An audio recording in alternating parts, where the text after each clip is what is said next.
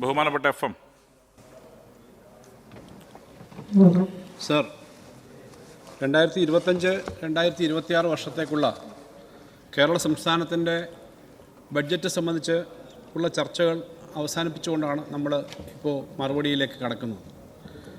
Sir, കഴിഞ്ഞ 3 ദിവസമായി നടക്കുന്ന ചർച്ചകളിൽ ഈ ബഡ്ജറ്റ് അവതരിപ്പിക്കുന്ന സമയത്ത് ഞാൻ ബഡ്ജറ്റ് അവതരിപ്പിക്കുന്ന ധനകാര്യമന്ത്രി എന്ന നിലയിൽ പ്രതീക്ഷിച്ചതിനേക്കാളും വലിയ പിന്തുണയാണ് ചർച്ചയ്ക്കകത്തും കേരളത്തിൻ്റെ പൊതുജനങ്ങളിൽ നിന്നും ഉണ്ടായിട്ടുള്ളത് എന്നുള്ളത് വളരെ സന്തോഷകരമായി ഇവിടെ പറയാൻ ആഗ്രഹിക്കുന്നു.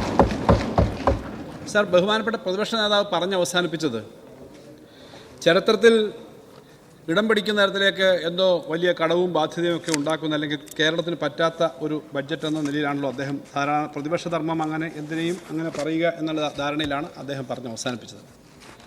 സാർ, ഈ ബഡ്ജറ്റ് ചരിത്രത്തിൽ ഇടം പിടിക്കുന്ന നിരവധി കാര്യങ്ങളുണ്ട്.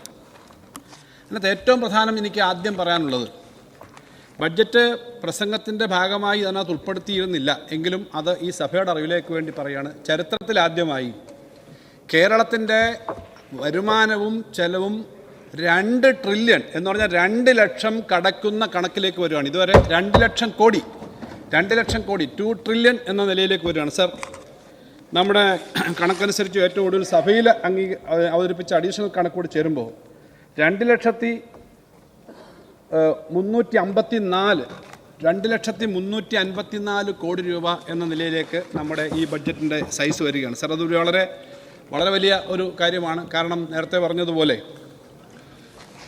ഇത് നേരത്തെയുള്ള കണക്കുകളിൽ നിന്നും വലിയ കുതിച്ചുചാട്ടം ഉണ്ടാക്കി 1,17,000 ശരാശരി ഒരു വർഷത്തിൽ ചിലവാക്കിയെടുത്തുന്ന 1,64,000 ഒരു വർഷം ചിലവാക്കുന്ന തരത്തിലേക്ക് വന്നിരിക്കുന്നു. അടുത്ത വർഷം ഈ വർഷം കൂടി വരുമ്പോൾ ആ ശരാശരിയിൽ വലിയ കൂടുതൽ വരും. ഇത് C&AGയുടെ ഓഡിറ്റ് ചെയ്യുന്നതും ബാക്കി എല്ലാ ഓഡിറ്റും ഒക്കെ വിധേയമായ കണക്കാണ് സാർ, അല്ലാതെയുള്ള കണക്കല്ല. ഈ കണക്കനുസരിച്ച് വരുമ്പോൾ ഇതിനകത്ത് കൃത്യമായി കഴിഞ്ഞ 3 വർഷം ഞങ്ങൾ പറഞ്ഞ കണക്കുണ്ട് ഇതിനകത്ത്. സർ, കഴിഞ്ഞ വർഷങ്ങളിൽ വാസ്തവത്തിൽ ഈ ബഡ്ജറ്റ് അറ്റ് എ ഗ്ലാൻസിൻ്റെ ഫസ്റ്റ് പേജ് എടുത്താൽ എല്ലാ കാര്യവും മനസ്സിലാവുന്നേ ഉള്ളൂ. സാമ്പത്തിക സ്ഥിതി സംബന്ധിച്ച്, സംസ്ഥാനത്തിൻ്റെ സ്ഥിതി സംബന്ധിച്ചും. സർ, നമ്മുടെ ആകെയുള്ള വരുമാനവും ചെലവുമെല്ലാം ഇതിനകത്തുണ്ട്. അതിനകത്ത് 2-3 വർഷങ്ങൾ 2021-22, 23-24 കണക്ക് നോക്കുമ്പോൾ ഒരു സ്റ്റാഗ്നേഷൻ ആയിരുന്നു സാർ. 1,58,000, 1,60,000 അതിന് തൊട്ട് മുമ്പത്തെ വർഷങ്ങളിലേക്കാളും കുറച്ച് വർദ്ധിച്ചു എന്നുള്ളത് മാത്രമേ ഉള്ളൂ. പക്ഷേ സാർ, ഈ വർഷം നമ്മൾ യഥാർത്ഥത്തിലുണ്ടാവുന്ന വരുമാനവും ചെലവുമായി കണക്കാക്കുന്നത് 1,78,771.84 സാർ. 1,59,000 നിന്നും 1,78,000 എത്തുമ്പോൾ അത് വളർച്ചയല്ല തളർച്ചയാണ് എന്ന് ആരെങ്കിലും ധരിക്കുന്നെങ്കിൽ അവരോട് പ്രത്യേകിച്ചൊന്നും പറഞ്ഞിട്ട് കാര്യമില്ല സാർ. അടുത്ത വർഷത്തേക്ക് എക്സ്പെക്റ്റേഷനാണ് ഞാൻ പറഞ്ഞത് 2,354 കോടിയിലേക്ക് എത്തുകയാണ് സാർ. സാർ, എന്തുകൊണ്ടാണ് ഇത് വന്നത് എന്നുള്ളത് വിശദീകരിക്കേണ്ട കാര്യമില്ല. ഇവിടെ പറഞ്ഞത് ഇവിടെ അങ്ങ് കടം കയറി വല്ലാത്ത അപകടത്തിലേക്ക് പോവാണ്. സാർ, എന്തുകൊണ്ട് ഇത് സംഭവിക്കുന്നു? ഫിസ്ക്കൽ ഡെഫിസിറ്റിൻ്റെ കാര്യത്തിൽ നിങ്ങളുടെ എല്ലാം കയ്യിലുള്ള ബഡ്ജറ്റ് അറ്റ് എ ഗ്ലാൻസിൻ്റെ ആദ്യ പേജ് നോക്കുമ്പോൾ 2022-23 നമുക്ക് 4% കടമെടുക്കാനായിട്ട് അനുവാദമുള്ള FRBM ആക്ട് ഉള്ളപ്പോൾ യഥാർത്ഥത്തിൽ നമുക്ക് 2.50 അനുവദിച്ചുള്ളൂ. അത് ഈ കിഫ്ബിയും മറ്റ് കേസ് കുറഞ്ഞു 2.50 അനുവദിച്ചുള്ളൂ. സാർ, അതിനടുത്ത വർഷം അത് 2.99 അനുവദിച്ചുള്ളൂ. പിന്നീട് കഴിഞ്ഞ വർഷമാണ് 3.5 നമുക്ക് എത്താൻ പറ്റിയത്. സാർ, ഈ വർഷവും കടത്തിൻ്റെ പരിധിക്കകത്ത് കൃത്യമായ കണക്കിനകത്ത് നിന്നുകൊണ്ടും പൊതുവിലുള്ള ചെലവ് കൃത്യമായി നടത്തിക്കൊണ്ടും തന്നെ മുന്നോട്ട് പോകും എന്നുള്ളതാണ് ഇത് കാണിക്കുന്നത്. ഇത് ഞാൻ എഴുതി ഇവിടെ അവതരിപ്പിച്ച് ഞങ്ങളുടെ LDFൻ്റെ കമ്മിറ്റിക്കകത്ത് വെച്ച് അംഗീകരിക്കുന്നതല്ല. ഇത് അവസാനം ഇതിൻ്റെ സ്ക്രൂട്ടണി നടത്തുന്നത് C&AGയുടെ കണക്കും പരിശോധന അടിച്ചം കഴിഞ്ഞിട്ടാണ്. അപ്പോൾ ആ കണക്കനുസരിച്ച് ഇത്രയും വലിയ ഒരു മാറ്റം വരുന്നുണ്ട് സാർ. എഫക്റ്റീവ് ക്യാപിറ്റൽ എക്സ്പെൻഡിച്ചറിലും എല്ലാ കാര്യങ്ങളിലും ആകെ വരുന്നുണ്ട്. ഞാൻ ആ കണക്കുകൾ കൂടുതൽ വിശദീകരിക്കുന്നുണ്ട് സാർ. എന്നാലും നമ്മുടെ സുഹൃത്തുക്കളായ ചില ആളുകൾ ഈ ബഡ്ജറ്റിൻ്റെ പ്രസംഗത്തിൻ്റെ പുസ്തകം കണ്ടിട്ട് LDFൻ്റെ ബഡ്ജറ്റ് പുസ്തകമാണല്ലോ, അതുകൊണ്ട് ഇതൊരു LED വാള് പോലെ കണ്ട് ഈ നിയമസഭയ്ക്കകത്തൊന്ന് കയറി നോക്കാമെന്ന് വെച്ചു, അല്ലെങ്കിൽ ബുക്കിനകത്തൊന്ന് കയറി നോക്കാമെന്ന് വെച്ചു. അദ്ദേഹം ഉദ്ദേശിച്ചത് നരകത്തിൽ കാണുന്ന കാഴ്ചകൾ കാണാമെന്ന് വെച്ചാൽ. അങ്ങനെയാണ്. LDF എന്ന് കണ്ടാൽ നരകമാണെന്ന് വിചാരിക്കുന്ന ആളുകളാണ്. പക്ഷേ സാർ, ഇതിനകത്ത് കയറി നോക്കിക്കഴിഞ്ഞപ്പോൾ ഈ നാട്ടിലെ ജനങ്ങളെ സംബന്ധിച്ചത് സ്വർഗമാവും എന്ന് തിരിച്ചു മനസ്സിലാക്കിക്കൊണ്ട് പുറത്തേക്ക് ഇറങ്ങി പോകേണ്ടി വന്നു. നരകമുണ്ട്. UDFൻ്റെ അടുത്ത 5 വർഷക്കാലവും നരകമാവുമല്ലോ എന്ന ഒരു സ്ഥിതിയിൽ നരകമാണെന്ന് പറഞ്ഞ് പുറത്തേക്ക് പോയിട്ട് വന്നതാണ് ഈ നരകവും സ്വർഗവും ഒക്കെ ആയിട്ട് അദ്ദേഹം കമ്പയർ ചെയ്തത്. സാർ, ഇതിനകത്ത് കള്ളക്കണക്കുകളൊന്നും പറയാൻ പറ്റുന്നതല്ല ബഡ്ജറ്റ്. സാർ, മനസ്സിലാവാനായിട്ട് ഇത് നടപ്പിലായി കഴിഞ്ഞാൽ, കേരളത്തിൽ ഈ കാര്യങ്ങളൂടെ നടപ്പിലായി മുന്നോട്ട് പോകുമ്പോൾ UDFനെ സംബന്ധിച്ചുള്ള അംഗീകാരം ഇപ്പോൾ ഉള്ളതിനേക്കാളും നരകതുല്യമാണെന്ന് മനസ്സിലാക്കിക്കൊണ്ടാണ് അദ്ദേഹം പറഞ്ഞത്. കാരണം ഇത് നടപ്പിലാക്കാനുള്ള കാര്യങ്ങളെ ഞങ്ങൾ പറഞ്ഞിട്ടുള്ളൂ. സാർ, ഇപ്പം അദ്ദേഹത്തിന് മനസ്സിലായി കാണും എന്ന് ഞാൻ കരുതുന്നു. സാർ, എന്തുകൊണ്ടാണ് ഇങ്ങനെ വരുന്നത്? ഞങ്ങൾ ഇക്കാര്യത്തിനകത്ത് ബഹുമാനപ്പെട്ട പ്രതിപക്ഷ നേതാവ് സംസാരിച്ച് അവസാനിപ്പിച്ചു. ധാരാളം MLA മാർ മുമ്പ് സംസാരിച്ചു. അതിലേക്ക് ഞാൻ ചില കാര്യങ്ങളൊക്കെ ഞാൻ പറയാം, എല്ലാം ഒന്നും പറയേണ്ട കാര്യമില്ല. സാർ, എന്തുകൊണ്ട് കേരളത്തിനകത്ത് ഇങ്ങനൊരു സ്ഥിതി വരുന്നു? അതിനെപ്പറ്റി ഏതെങ്കിലും ഒരു മെമ്പർമാർ ഇവിടെ സംസാരിച്ചപ്പോൾ UDFൻ്റെ മെമ്പർമാർ ഇന്ത്യയിലെ ഗവൺമെൻറ് എടുക്കുന്ന സമീപനത്തെപ്പറ്റി എന്തെങ്കിലും പറഞ്ഞോ? സാർ, എൻ്റെ കയ്യിലിരിക്കുന്നത് കേന്ദ്ര ഗവൺമെൻറ്റിൻ്റെ ബജറ്റിൻ്റെ ഗ്ലാൻസാണ്. ഇതിൻ്റെ പേജിൽ ആമുഖത്തിൽ 6ാമത്തെ പാരഗ്രാഫിൽ പറയുന്നു, total resources being transferred to the states including the devolution of state share, grants, loans and release under centrally sponsored scheme, etc. in budget estimate 2025-26 is 25,1,284 crores, which shows an increase of 4,91,668 crores over actuals of financial year 23-24. Sir, ഏകദേശം 4,91,000 കോടി ഈ വർഷം കേന്ദ്ര government അവതരിപ്പിച്ചതിനകത്ത് സംസ്ഥാനങ്ങൾക്കുള്ള ഡെവല്യൂഷനിൽ കൂടി ആകെയുള്ളത് 25 ലക്ഷം കോടി. ഈ വർഷം 5 lakh crore. Sir, 5 lakh crore കിട്ടുമ്പോൾ അതിൻ്റെ ഒരു 3%, എക്സാക്റ്റ് പറഞ്ഞാൽ 2.9% കിട്ടുകയാണെങ്കിൽ നമുക്ക് 15,000 കോടി 14,000 കോടി കൂടുതൽ കിട്ടണ്ടേ? നമ്മുടെ ബഡ്ജറ്റ് രേഖകളെല്ലാം നിങ്ങൾ നോക്കിക്കോളൂ. കേരളത്തിന് എത്ര കിട്ടി? 4,000-ത്തിനപ്പുറത്ത് കിട്ടുന്നുണ്ടോ? 5,000 കടക്കുന്നതില്ലല്ലോ. സാർ, 25 ലക്ഷം കോടി ഇന്ത്യയിൽ താഴോട്ട് കൊടുക്കുമ്പോൾ എല്ലാം തുല്യമായി 3% തരണമെന്നൊന്നും ഞാൻ പറയുന്നില്ല, നമ്മളാരും പറയില്ല. കാരണം ഇന്ത്യയിലെ പല സംസ്ഥാനങ്ങൾക്കും പിന്നോക്കാവസ്ഥയുണ്ട്, അവർക്ക് കൊടുക്കണം. പക്ഷേ സാർ, 35,000 കോടി താഴെ കേരളത്തിന് കിട്ടുന്നുള്ളൂ. 75,000-74,000 കോടി കിട്ടേണ്ടതിൽ ഈ കാര്യം പറയാതെ എങ്ങനെ പ്രതിപക്ഷമാവും? പ്രതിപക്ഷം കേരളത്തിൻ്റെ പ്രതിപക്ഷമാകുന്നു എന്ന് എപ്പോഴും ഞാൻ പറയുന്നതാണ്. ഞങ്ങൾക്ക് പ്രതിപക്ഷമാവാം, LDFന് പ്രതിപക്ഷമാവാം UDF. പക്ഷെ കേരളത്തിൻ്റെ പ്രതിപക്ഷമായിട്ടാണ് നിങ്ങൾ എപ്പോഴും ആക്ട് ചെയ്യുന്നത്. നിങ്ങളിവിടെ ചർച്ച ചെയ്തല്ലോ, കേരളത്തിൻ്റെ പ്രതിപക്ഷമായി കേരളത്തിന് കിട്ടേണ്ട ഈ കാര്യങ്ങളെപ്പറ്റിയൊന്നും പറയാതെ ചർച്ച ചെയ്യുന്നത് ശരിയായില്ല എന്നുള്ളതാണ് പറയാനുള്ളത്. സാർ, ഇവിടെ പല കണക്കുകളും വെച്ച കൂട്ടത്തിൽ കേരളത്തിലിപ്പോൾ ആകെ ചെലവുകളൊന്നും നടക്കുന്നില്ല, ആകെ പ്രശ്നമാണ്. പ്ലാനൊക്കെ കട്ട് ചെയ്തു. സാർ, പ്ലാൻ സ്പേസിൽ നിന്നുള്ള ഇന്നത്തെ കണക്കെടുക്കുമ്പോൾ 63.33% കട്ട് ചെയ്തു. 50% കട്ട് ചെയ്തു. പക്ഷേ ഇപ്പോൾ ഫെബ്രുവരി ആയതേ ഉള്ളൂ. ഫെബ്രുവരി കഴിഞ്ഞ് മാർച്ചും കഴിയണം. 63.33% ഉണ്ട്. 68.33% ആണ് LSTD കാണിക്കുന്നത്. പ്ലാൻ സ്പേസിൽ നിന്നുള്ള കണക്കുകൾ എടുത്തിട്ടാണ് ഈ പറയുന്നത്. സാർ, ഇത് കാണിക്കുന്നത് വസ്തുതാപരമായിട്ടല്ല കാര്യങ്ങൾ ഇവിടെ പറഞ്ഞു എന്നുള്ളതുകൊണ്ട് ഞാൻ ആ കാര്യം ചൂണ്ടിക്കാണിക്കുന്നുള്ളൂ. സാർ, ചെലവിൻ്റെ കാര്യത്തിൽ വലിയ തോതിൽ വർധന വരുത്തിക്കൊണ്ട് മുന്നോട്ട് പോകുന്ന സ്ഥിതി തന്നെയാണ് സാർ ഈ ഗവൺമെൻറ് സ്വീകരിച്ചിട്ടുള്ളത്. അതിൻ്റെ ഭാഗമായിട്ട് നമ്മൾ ഓരോ മേഖലയിലെയും കാര്യങ്ങൾ വളരെ വിശദമായിട്ട് ഈ ബഡ്ജറ്റിൽ പറഞ്ഞിട്ടുണ്ട്. എങ്കിലും ചില കാര്യങ്ങൾ ഇവിടെ വീണ്ടും ആവർത്തിച്ചതുകൊണ്ട് പറയണം എന്ന് വിചാരിക്കുന്നു. സാർ, ഈ ബഡ്ജറ്റ് അവതരിപ്പിക്കുന്ന സമയത്ത് വളരെ കൃത്യമായിട്ട് നടക്കുന്ന കാര്യങ്ങളും ചെയ്യാൻ പറ്റുന്ന കാര്യങ്ങളും പറയുക എന്നൊരു സമീപനം തന്നെയാണ് സാർ ഞങ്ങൾ സ്വീകരിക്കുന്നത്. എന്ന് മാത്രമല്ല, അടുത്ത 5 വർഷത്തേക്ക് മാത്രമല്ല സാർ, അടുത്തൊരു 10-25 വർഷക്കാലത്തേക്കുള്ള ലോകത്തെ നോക്കിക്കാണാൻ അതിൻ്റെ അടിസ്ഥാനത്തിൽ കേരളം എങ്ങനെയാണെന്ന് മനസ്സിലാക്കാനും കൂടി ശ്രദ്ധിക്കണ്ടേ? സാർ, ഇപ്പോഴത്തെ സാഹചര്യത്തിൽ നമ്മുടെ നാട്ടിലെ ജനസംഖ്യ കുറഞ്ഞു വരുന്നതിൻ്റെ പ്രശ്നം. സാർ, 6 ലക്ഷം പേരുണ്ടായിരുന്ന ജനിക്കുന്ന സ്ഥലത്ത് 6 ലക്ഷം പേര് 1ാം ക്ലാസ്സിൽ ചേരുന്ന സ്ഥലത്ത് ഇവിടെ 3 ലക്ഷത്തിലേക്കാണ് ഇപ്രാവശ്യം കഴിഞ്ഞ പ്രാവശ്യം അഡ്മിഷൻ എത്തിയത്. 3.5 ലക്ഷത്തിൽ താഴെയാണ് ജനങ്ങൾ ജനിക്കുന്നത്, കുട്ടികൾ. സാർ, ഇതുമുതൽ ലോകത്താകെയുള്ള സാഹചര്യം നോക്കണ്ടേ? ലോകത്താകെയുള്ള സാഹചര്യത്തിൽ അമേരിക്ക ട്രംപ് തുടങ്ങി വെച്ച ഈ പോലീസിൻ്റെ ഭാഷയിൽ പറഞ്ഞാൽ കോമ്പിങ്, പാസ്പോർട്ടും രേഖകളും ഇല്ലാത്തവരെ കോമ്പ് ചെയ്ത് അവിടുന്ന് വിമാനത്തെ കയറി ചങ്ങലയിട്ട് അയച്ചതിൻ്റെ അനുഭവം നമ്മൾ കണ്ടു. ഇന്നത്തെ പത്രത്തിൽ വാർത്തയുണ്ട്, UK അതേ പ്രവർത്തനം തുടങ്ങിയിരിക്കുന്നു. UK റെസ്റ്റോറൻറ്റുകളിൽ നിന്നും മറ്റുമായിട്ട് ഇന്നലെ 100-800 പേരെ പിടിച്ചു. കേരളത്തിലുള്ള അമേരിക്കയിൽ നിന്നുള്ളതിനേക്കാളും ചിലപ്പോൾ കേരളത്തിൽ നിന്നുള്ള കുട്ടികളവിടെ കാണും, ചെറുപ്പക്കാർ കാണും. ലോകരാജ്യങ്ങളിൽ അവർക്ക് ആവശ്യമുള്ള തൊഴിലാളികളെ നമ്മുടെ ഇവിടെ നിന്നൊക്കെ അങ്ങോട്ട് എക്സ്പോർട്ട് ചെയ്തത് അല്ലെങ്കിൽ അവർ ഇമ്പോർട്ട് ചെയ്തത് അവർക്ക് ആവശ്യത്തിന് ജോലിക്കാരെ കിട്ടാനാ. അവിടെ നിന്നുള്ളവർ രേഖയില്ലാത്തവരെ തിരിച്ചയക്കാനുള്ള ശ്രമം നടക്കുന്നു.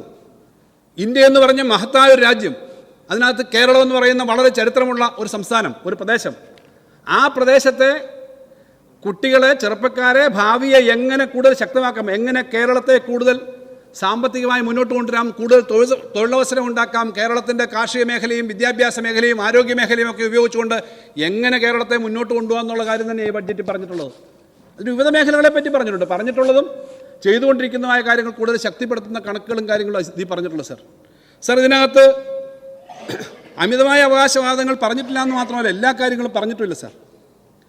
നമ്മുടെ ഈ ഗവൺമെൻറ്റിൻ്റെ ഒന്നാമത്തെ ബഡ്ജറ്റ് മുതൽ, അല്ലെങ്കിൽ ഒന്നാം പിണറായി സർക്കാർ, LDF സർക്കാരിൻ്റെ ആദ്യത്തെ ബഡ്ജറ്റ് മുതൽ ഇതിനകത്ത് നോക്കിക്കഴിഞ്ഞാൽ കാണുന്ന കാഴ്ചപ്പാട് അതാണ് തൊട്ടു മുമ്പ് വളരെ വിശദമായി ബഹുമാനപ്പെട്ട മുഖ്യമന്ത്രി ഇവിടെ കിഫ്ബിയുടെ കാര്യത്തിൽ ഇന്നലെ തെറ്റായ സ്റ്റേറ്റ്മെൻറ്റ്, ഇന്നലെ ടെലിവിഷനിലെല്ലാം ചർച്ച, ഇങ്ങനെ പറയുന്നതിനെപ്പറ്റി ഇവിടെ പറഞ്ഞു. ഈസ് ഓഫ് ഡൂയിങ് അടക്കമുള്ള കാര്യങ്ങളിൽ അത് സേഫ് പരീക്ഷയ്ക്ക് തുല്യമാണ് എന്ന് പറഞ്ഞ് ഇവിടെ പറഞ്ഞ ഒരു മെമ്പറുടെ കാര്യത്തിനകത്തും മറ്റു കാര്യങ്ങളും വ്യവസായ മന്ത്രി പറഞ്ഞു. എല്ലാവർക്കും അറിയുന്ന കാര്യങ്ങൾ ഒന്നുകൂടി ആവർത്തിച്ച് പറഞ്ഞാണ്. എന്നാലും ഗീബൽസിൻ്റെ സ്വഭാവം മാറ്റിവെക്കാനൊന്നും പ്രതിപക്ഷം തയ്യാറാവുമെന്ന് ഞാൻ കരുതുന്നില്ല. 101 ആവർത്തി അറിഞ്ഞു കഴിഞ്ഞാൽ അത് സത്യമാകുമെന്നുള്ളത് ആദ്യം പറഞ്ഞത് ഹിറ്റ്ലറാണ്. അതിപ്പോൾ ആ തരത്തിൽ തന്നെ ആവർത്തിക്കുക എന്നുള്ളത് പ്രതിപക്ഷം ചെയ്യുന്ന ജോലിയാണ്. അവർ പറഞ്ഞുകൊണ്ടേയിരിക്കും. പക്ഷേ ജനങ്ങളുടെ അടുത്തേക്ക് ഇത് എത്തിക്കാനുള്ള ഉത്തരവാദിത്വം ഞങ്ങൾക്കുണ്ട്. സർ, ഇതിനകത്ത് ഇവിടെ ഈ എന്തൊക്കെയാണ് നേരത്തെ നടത്തിയ ബഡ്ജറ്റുകളിൽ ഓരോ മെമ്പർമാർ പറഞ്ഞ നേരത്തെ ബഡ്ജറ്റിനകത്ത് പറഞ്ഞതിനകത്ത് എന്തെങ്കിലും ചെയ്തോ? ട്രാൻസ്ലേഷൻ സെൻറ്ററുകളോ, യൂണിവേഴ്സിറ്റിയിലെ international hostel, work near home, graphene, ഇതുപോലെ ഞാൻ എല്ലാം എടുത്ത് പറയണ്ട, ഓരോന്നിലും വന്നോ? സാർ, ഇവിടെ എടുത്തു നോക്കിയാൽ മതി. ഇവിടുന്ന് തിരുവനന്തപുരത്തു നിന്ന് അല്ലെങ്കിൽ പാറശാലയിൽ നിന്ന് കാസർഗോഡ് വരെ പോകുമ്പോൾ എന്തുവേണ്ടി മാറ്റങ്ങൾ നാട്ടിലുണ്ടായിട്ടുണ്ടെന്നുള്ളത് നോക്കിയാൽ മതി. സർ, ദീർഘകാലമായി തിരുവനന്തപുരത്ത് പഠിക്കാൻ വന്നത് മുതൽ ഇവിടെയും അതിനുശേഷം വിദ്യാർത്ഥി സംഘടനാ പ്രവർത്തകനായ കാലം മുതൽ കേരളത്തിൽ അങ്ങോളം ഇങ്ങോട്ടും സഞ്ചരിക്കുന്ന ഒരാളാണ് ഞാനും. നിങ്ങളെപ്പോലെ തന്നെ സഞ്ചരിച്ച അനുഭവമുണ്ട്. സർ, കേരളത്തിൽ അങ്ങോളം ഇങ്ങോട്ടുള്ള വന്ന മാറ്റങ്ങൾ കണ്ടാൽ മനസ്സിലാവുമോ? ഞാൻ ബഡ്ജറ്റ് പ്രസംഗത്തിൽ പറഞ്ഞു, അടുത്ത നിയമസഭാ സമ്മേളനത്തിൽ, ബഡ്ജറ്റ് സമ്മേളനത്തിൽ കാസർഗോഡ് മുതലുള്ളവർക്ക് ഇങ്ങോട്ട് നമ്മുടെ പുതിയ നാഷണൽ ഹൈവേ കൂടി വരാൻ കഴിയും എന്നുള്ള കാര്യം പറഞ്ഞത് ആത്മവിശ്വാസത്തോടെയാണ്. സർ, നേരത്തെ യാത്ര ചെയ്യുമ്പോൾ റോഡ് സൈഡിലുള്ള കടകളും അവിടുത്തെ രീതിയൊക്കെ കണ്ട് സ്ഥലം മനസ്സിലാക്കാം. ഇപ്പോൾ മനസ്സിലാക്കാൻ പറ്റുന്നില്ല. അത്രയും വലിയ വികസനമാണ് നടന്നു വന്നിട്ടുള്ളത്. ആ റോഡുകൾ മാത്രമല്ല, ഇവിടുന്ന് അങ്ങോട്ട് നോക്കൂ, തിരുവനന്തപുരത്ത് നോക്കുമ്പോൾ ടെക്നോ പാർക്കിൻ്റെ സ്ഥലം, നേരത്തെ ടെക്നോ പാർക്ക് 2006-ലോ 2001-ലോ ഒക്കെ ടെക്നോ പാർക്ക് മേഖല എങ്ങനെയാണ് ഇരുന്നത്?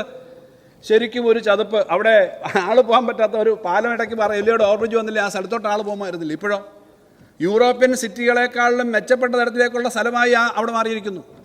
യൂണിവേഴ്സിറ്റി, കേരള യൂണിവേഴ്സിറ്റിയുടെ പുറകിലുള്ളത് കുറുക്കൻ കുന്നെന്ന് വിളിക്കുന്ന ഒരു കുന്നായിരുന്നു. അവിടെ നിന്നാണ് ആദ്യത്തെ 50 ഏക്കർ കൊടുത്തത്. അത് LDF ഗവൺമെൻറ്റാണ് കൊടുത്തത്.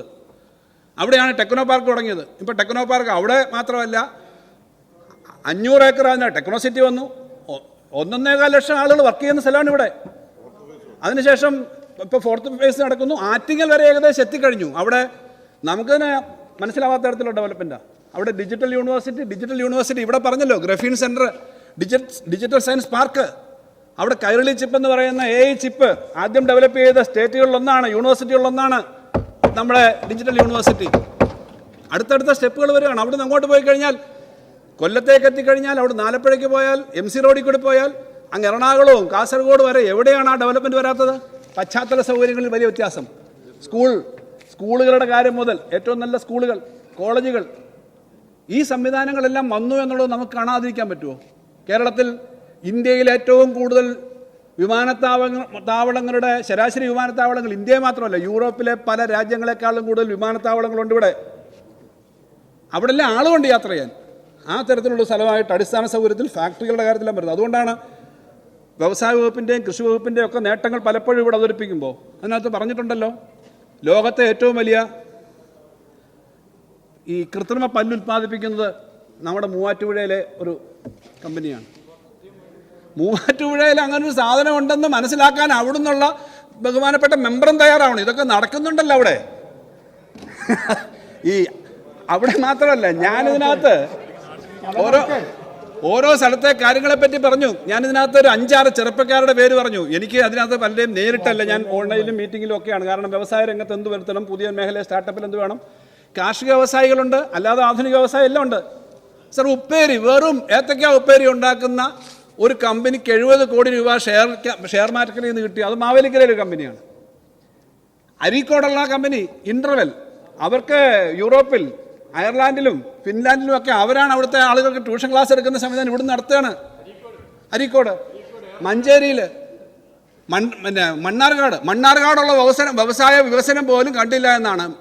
പാലക്കാട് മെഡിക്കൽ പിന്നെ ഇംപ്ലാന്റ്സ് ഉണ്ടാക്കുന്ന സംവിധാനം ഒറ്റപ്പാലത്ത്. സർ, കേരളത്തിന് ചാലക്കുടിയിൽ, ഞാൻ ആദ്യം നേരത്തെ ഒരിക്കൽ പറഞ്ഞു, ചാലക്കുടിയിൽ ഒരു കമ്പനി, ഒരു IT കമ്പനി അവിടുത്തെ എംപ്ലോയീസിന് ബോണസ് ആയിട്ട് കാറ് കൊടുത്തു. അത് കണ്ടപ്പോഴാണ്, വാർത്ത കണ്ടപ്പോൾ എനിക്ക് താല്പര്യം തോന്നി. കേരളത്തിനകത്ത് ഇങ്ങനെ ഉണ്ടല്ലോ, അവിടെ ഇങ്ങനെയുള്ള ചെറുപ്പക്കാർ നടത്തുന്ന പുതിയ സ്ഥാപനങ്ങൾ, വലിയ സ്ഥാപനങ്ങൾ വേറെ. ഇപ്പം നേരത്തെ പറഞ്ഞുള്ള സിന്തൈറ്റിൻ്റെ കൂട്ടൊക്കെയുള്ള വലിയ ലോകത്തെ ഏറ്റവും വലിയ ഈ സ്പൈസസിൻ്റെ എക്സ്ട്രാക്ഷൻ യൂണിറ്റ് കേരളത്തിലാണ്. സർ, ധാരാളം കാര്യങ്ങൾ ഇത് ചെയ്യും. അതുകൊണ്ടാണ് ഈ വ്യവസായത്തിനകത്ത് ഈ റാങ്കിങ് കിട്ടിയത്. 1ാം റാങ്കിലേക്ക് വന്നത് അതുകൊണ്ടാണ്. ഇത് പരീക്ഷ എഴുതിയതാണെന്ന് നാടൻ ഭാഷയിൽ പറയാം, മലന്ന് കിടന്ന് തുപ്പുക എന്ന് പറയും. തുപ്പുക എന്ന് പറയുന്നത് മോശം. ഇവിടെ കേരളത്തിനകത്തുള്ള MLA-മാർ തന്നെ പറയാം, കേരളത്തിനകത്തൊന്നുമില്ല എന്ന് പറഞ്ഞിട്ട് ഇത് ആരെ നശിപ്പിക്കാനാണ്? നിങ്ങൾ നരകം സൃഷ്ടിക്കാൻ തന്നെ ആഗ്രഹിക്കുന്നവർ, അതാ കാര്യം. LDF ആണ് നന്നായെങ്കിൽ നരകം മതി എന്നാണ്.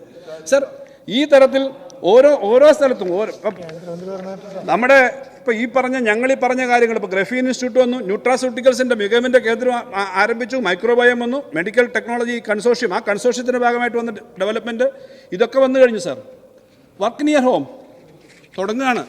2-3 സ്ഥലത്താണ്, ഇനി കൂടുതൽ സ്ഥലത്തേക്ക് വരും. ആവശ്യമനുസരിച്ച് വർക്ക് നിയർ ഹോം എന്ന് പറഞ്ഞാൽ എല്ലാ IT മാത്രമാണ് തെറ്റിദ്ധരിക്കരുത്. ഇൻഡസ്ട്രി പുതിയ സ്ഥലത്ത് എപ്പോഴും പ്ലഗ് ആൻഡ് പ്ലേ സൗകര്യം ഉണ്ടെങ്കിൽ നമ്മുടെ ചെറുപ്പക്കാർക്ക് മാത്രമല്ല പ്രായമുള്ളവർക്കൊക്കെ അവരുടെ എക്സ്പെർട്ടൈസ് അനുസരിച്ച് ജോലി ചെയ്യാം. അതിന് വരുന്ന തരത്തിലുള്ള സംവിധാനങ്ങൾ വരികയാണ്. അതിൻ്റെ ഭാഗമായിട്ട് ഞങ്ങളൊരു പുതിയ കാര്യം കൂടി ഇപ്രാവശ്യം പറഞ്ഞു, ന്യൂ ഇന്നിങ്സ്. പലത് ആലോചിച്ച് പേര്, കിഡ്സ് അറ്റ് 60 എന്ന് പറയണോ, ന്യൂ ഇന്നിങ്സ് വേണോ, സെക്കൻഡ് ഇന്നിങ്സ് വേണോ, ന്യൂ ഇന്നിങ്സ് തീരുമാനിച്ചു. ന്യൂ ഇന്നിങ്സ് എന്ന് പറഞ്ഞാൽ ധാരാളം ആളുകൾ നല്ല ഉന്നതമായ ജോലിയിലും അനുഭവത്തിലും, പല സർക്കാർ ഉദ്യോഗസ്ഥർ മാത്രമല്ല ടെക്നിക്കൽ മേഖലയിലൊക്കെ ഉള്ള ആളുകൾ റിട്ടയർ ചെയ്തിട്ട് അവർക്ക് കുറേയേറെ കാലം ജോലി ചെയ്യാൻ പറ്റുന്ന ഒരു ആരോഗ്യമുണ്ട്, അവരുടെ അനുഭവമുണ്ട്, അതിന് പറ്റുന്ന സംവിധാനം അത് വരും. സർ, കിഫ്ബിയുടെ ഒരു പൈലറ്റ് പ്രോജക്റ്റിൻ്റെ ഭാഗമായിട്ടൂടെ പറഞ്ഞു. അങ്ങനെ പിന്നെ കൊല്ലത്തും കൊട്ടാരക്കര അതൊക്കെ ആ പൈലറ്റ് പ്രോജക്റ്റ് എന്താ പറഞ്ഞേ?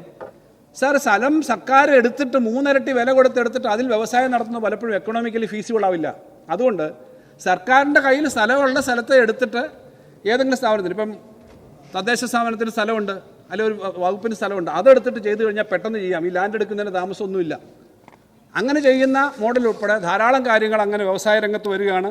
സാർ, അതിൻ്റെ ഭാഗമായിട്ട് IT മേഖലയിൽ തിരുവനന്തപുരവും എറണാകുളം കൊച്ചിയും അതുപോലെ കോഴിക്കോടുമുള്ള കാര്യങ്ങൾ മാത്രമല്ല, കണ്ണൂരിലേക്കുള്ള IT കോറിഡോറും ഇവിടുന്ന് കൊല്ലത്തേക്കുള്ള IT കോറിഡോറും അതിൻ്റെ അനുബന്ധമായ ചെറിയ പാർക്കുകളും ഡെവലപ്പ് ചെയ്യും. ഞങ്ങളിപ്പോൾ ആലോചിക്കുന്നത്, ഞാൻ ഉൾപ്പെടെ ഇക്കാര്യത്തിൽ ചർച്ചകളിൽ പങ്കെടുക്കുമ്പോൾ പറഞ്ഞത്, വളരെ പെട്ടെന്ന് കംപ്ലീറ്റ് ചെയ്യാൻ പറ്റുന്ന കൺസ്ട്രക്ഷൻ മെത്തേഡ്സ് വേണം.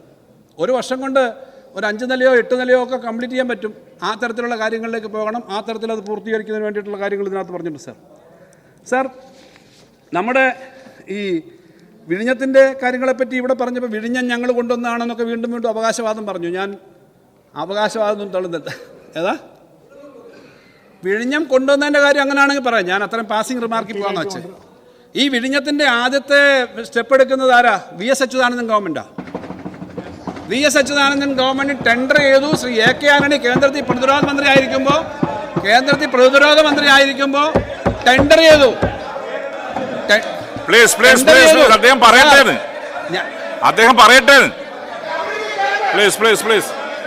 അദ്ദേഹം പറയട്ടെ. അവിടെ ഇരിക്കെ പ്ലീസ്. യെസ്,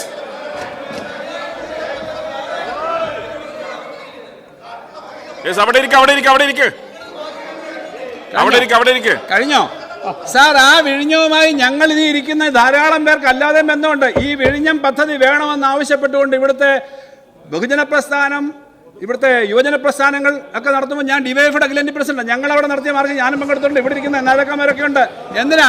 വിഴിഞ്ഞം പദ്ധതി വേണമെന്ന് ആവശ്യപ്പെട്ടിട്ടുണ്ട്. ആ വിഴിഞ്ഞം പദ്ധതി വേണമെന്ന് ആവശ്യപ്പെട്ടു. അതിൻ്റെ തുടർച്ചയായിട്ട് ഈ പദ്ധതി വന്നു. സാർ, എന്തെങ്കിലും പറയുമ്പോൾ സാർ എന്തെങ്കിലും പറയുമ്പോൾ ബഹളം ഉണ്ടാക്കുമ്പോൾ അതിനർത്ഥം അവർക്കെന്തോ ഒളിച്ചു വെക്കാനുണ്ടെന്നുള്ളതാണ്. അവർക്കെന്തോ ഒളിച്ചു വെക്കാനുള്ളത്. നിങ്ങൾക്ക് അകത്തും പറഞ്ഞു പറയാമല്ലോ. സാർ വിഴിഞ്ഞം പദ്ധതിക്ക് ഞാൻ അന്ന് മുഖ്യമന്ത്രിയുടെ പൊളിറ്റിക്കൽ സെക്രട്ടറി ആയിരുന്നു 4 വർഷക്കാലം രാജ്യസഭയിലേക്ക് അംഗമായി പോകുന്നതിന് മുമ്പ്. ഈ 4 വർഷക്കാലം VS എത്രയോ തവണ മുഖ്യമന്ത്രിയും അന്ന് എം വി ജയകുമാറാണ് മറ്റു മന്ത്രിമാർ എം വി ജയകുമാർ അങ്ങനെ പലതവണ ഇന്ത്യൻ പ്രധാനമന്ത്രി കാണാൻ പോയി. ഞങ്ങൾക്ക് അന്നൊരു കുറച്ച് കൂടുതൽ സ്പേസ് ഉണ്ടായിരുന്നു. ഇപ്പോഴത്തെ ഗവൺമെൻറ് കൂട്ടല്ല. അന്ന് ഞങ്ങളുടെ കൂടെ നല്ല പിന്തുണയോടുകൂടിയായിരുന്നു UPA ഗവൺമെൻറ് അവിടെ നിന്നത്. അതുകൊണ്ട് എപ്പോഴും പോയി ഇവിടെ പല കാര്യങ്ങളും ആ സമയത്ത് നമുക്ക് കിട്ടുന്നതിന് സഹായിച്ചു. അങ്ങനെ പോയിട്ടാണ് ആ ഗവൺമെന്റ് നിന്നത്. അങ്ങനെ പോയി അവിടെ ടെൻഡർ വന്നു. സാർ ഇത് പറയാൻ സമ്മതിച്ചില്ല. എങ്ങനെ പറ്റാ സാർ?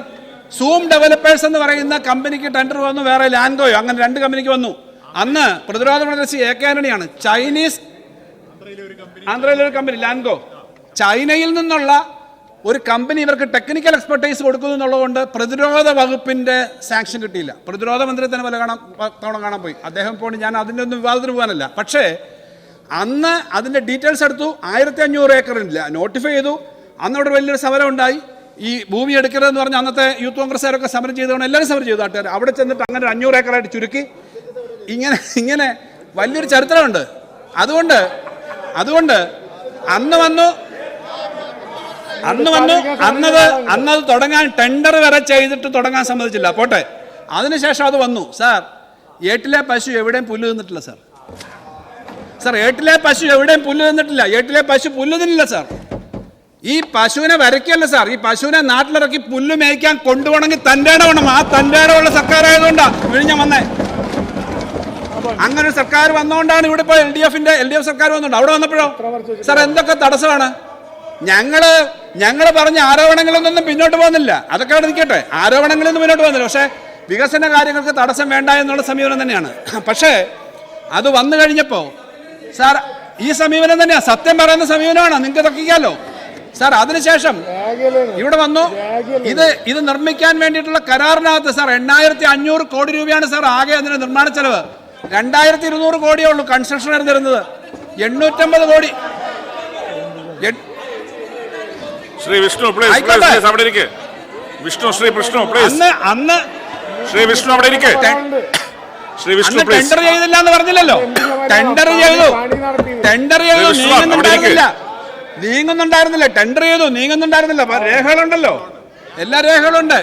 അന്ന് കോവിഡ് വന്നു എന്നൊക്കെ പറയാം. പക്ഷേ ആ രേഖകൾ ഉണ്ടായിരുന്നു. നീങ്ങിക്കഴിഞ്ഞപ്പോൾ അത് മുന്നോട്ട് പോകുന്നതിനുള്ള സമീപനം എടുത്തു. അങ്ങനെ സാർ ഇവരുടെ കാര്യം എല്ലാവരും അറിയുന്നുള്ളതിന്റെ ഒരു അവിടെ ഇരിക്കെ. മിനിസ്റ്റർ പറയട്ടെ. വിൻസെന്റ് അവിടെ ഇരിക്കെ. അവിടെ ഇരിക്കെ. മിനിസ്റ്റർ റിപ്ലൈ ചെയ്യണ്ടേന്ന്. സമയം പോക്കല്ല. പ്ലീസ് അവിടെ ഇരിക്കെ. വിൻസെന്റ് അവിടെ ഇരിക്കെ. റോജി പ്ലീസ് അവിടെ ഇരിക്കെ. ശ്രീ ജനീഷ് അവിടെ ഇരിക്കെ. പ്ലീസ് യെസ് പറയട്ടെ. അദ്ദേഹം പറയട്ടെ പ്ലീസ്. മറുപടി പറയട്ടെ. യെസ് മിനിസ്റ്റർ പറഞ്ഞു. സാർ ഞാൻ പറയുന്നതിനകത്ത് തെറ്റില്ല എന്ന് എനിക്ക് ബോധ്യമുള്ളതുകൊണ്ടാണ് പറയുന്നത്. പക്ഷേ നിങ്ങൾ ടെൻഡർ ചെയ്തില്ല എന്നൊന്നും പറഞ്ഞില്ല. ഞാനത് പറഞ്ഞു ഏട്ടിലെ പശു പുല്ല് ദിനത്തിലെന്ന്. ഇത് വന്നത് ഈ ഇടതുപക്ഷ ഗവൺമെന്റ് വന്നുകൊണ്ടാണ്. അപ്പോൾ ഫണ്ട് എങ്ങനെ ഉണ്ടാക്കും സാർ? 8500 കോടി രൂപയിൽ 2200 കോടിയേ ഉള്ളൂ കൺസ്ട്രക്ഷൻ ഏറുള്ള. ബാക്കി 5500 കോടിയും മുടക്കേണ്ടതാണ് സംസ്ഥാന ഗവൺമെന്റ് ഒന്നാം ഘട്ടത്തിൽ തന്നെ. കേന്ദ്ര ഗവൺമെന്റ് തരേണ്ട 850 കോടി തന്നോ? നിങ്ങൾക്ക് വല്ല വേദനയുണ്ടോ? വിഴിഞ്ഞത്തു നിന്നുള്ള മെമ്പർ ഉണ്ടല്ലോ, കോവളത്തു നിന്നുള്ള.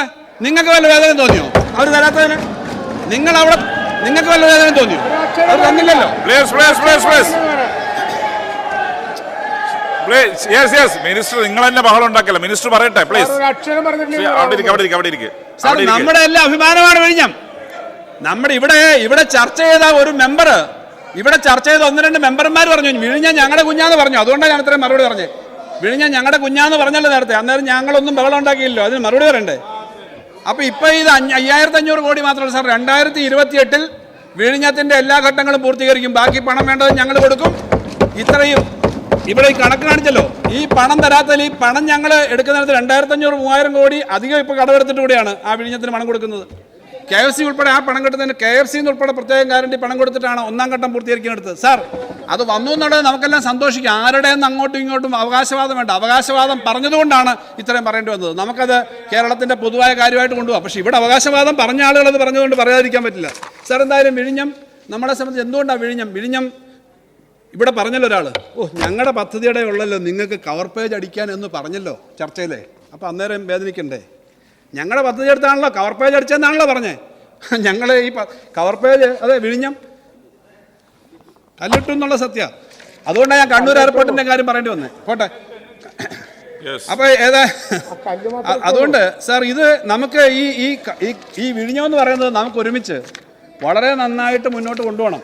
നമുക്ക് അങ്ങോട്ടും ഇങ്ങോട്ടും തർക്കങ്ങളൊക്കെ ഉണ്ടാവും. നമുക്കിത് നന്നായിട്ട് മുന്നോട്ട് കൊണ്ടുപോകണം. അത് വളരെ പ്രധാനപ്പെട്ട ഒരു കാര്യമാണ്. വിഴിഞ്ഞം കേന്ദ്രീകരിച്ചിട്ട് ധാരാളം വികസന കാര്യങ്ങൾ വരും. അതാണ് ഞാൻ ആദ്യം പറഞ്ഞത്. ലോകത്തേക്ക് പലയിടത്തേക്കും പോയ നമ്മുടെ ചെറുപ്പക്കാരുൾപ്പെടെ, ലോകത്തെ പല മേഖലകളിലും വർക്ക് ചെയ്യുന്ന നമ്മുടെ പല പ്രമുഖരായ ഉൾപ്പെടെ അവർക്കെല്ലാം വന്നിട്ട് ഏറ്റവും മനോഹരമായ നമ്മുടെ കേരളത്തിൽ പ്രകൃതിയും കാലാവസ്ഥയും എല്ലാം നല്ലതാണ്. നമുക്ക് കേരളത്തിൻ്റെ ഒരു പ്രത്യേകത, അത് ഉപയോഗിച്ച് എല്ലാവരെയും കൊണ്ടുവന്ന് നമുക്ക് ഈ നാട്ടിലേക്ക് കൂടുതൽ ശക്തിപ്പെടുത്തണം. അതിനു വേണ്ടിയിട്ട് കൂടുതൽ കാര്യങ്ങൾ ചെയ്യാൻ ഈ ഗവൺമെൻറ് കാര്യങ്ങൾ ചെയ്യുന്നു എന്ന് മാത്രമല്ല, ബഡ്ജറ്റിലാക്കി വെച്ചിരിക്കുന്ന പണവും അത് കൂടുതൽ മെച്ചപ്പെടുത്താൻ ആണ് സാർ.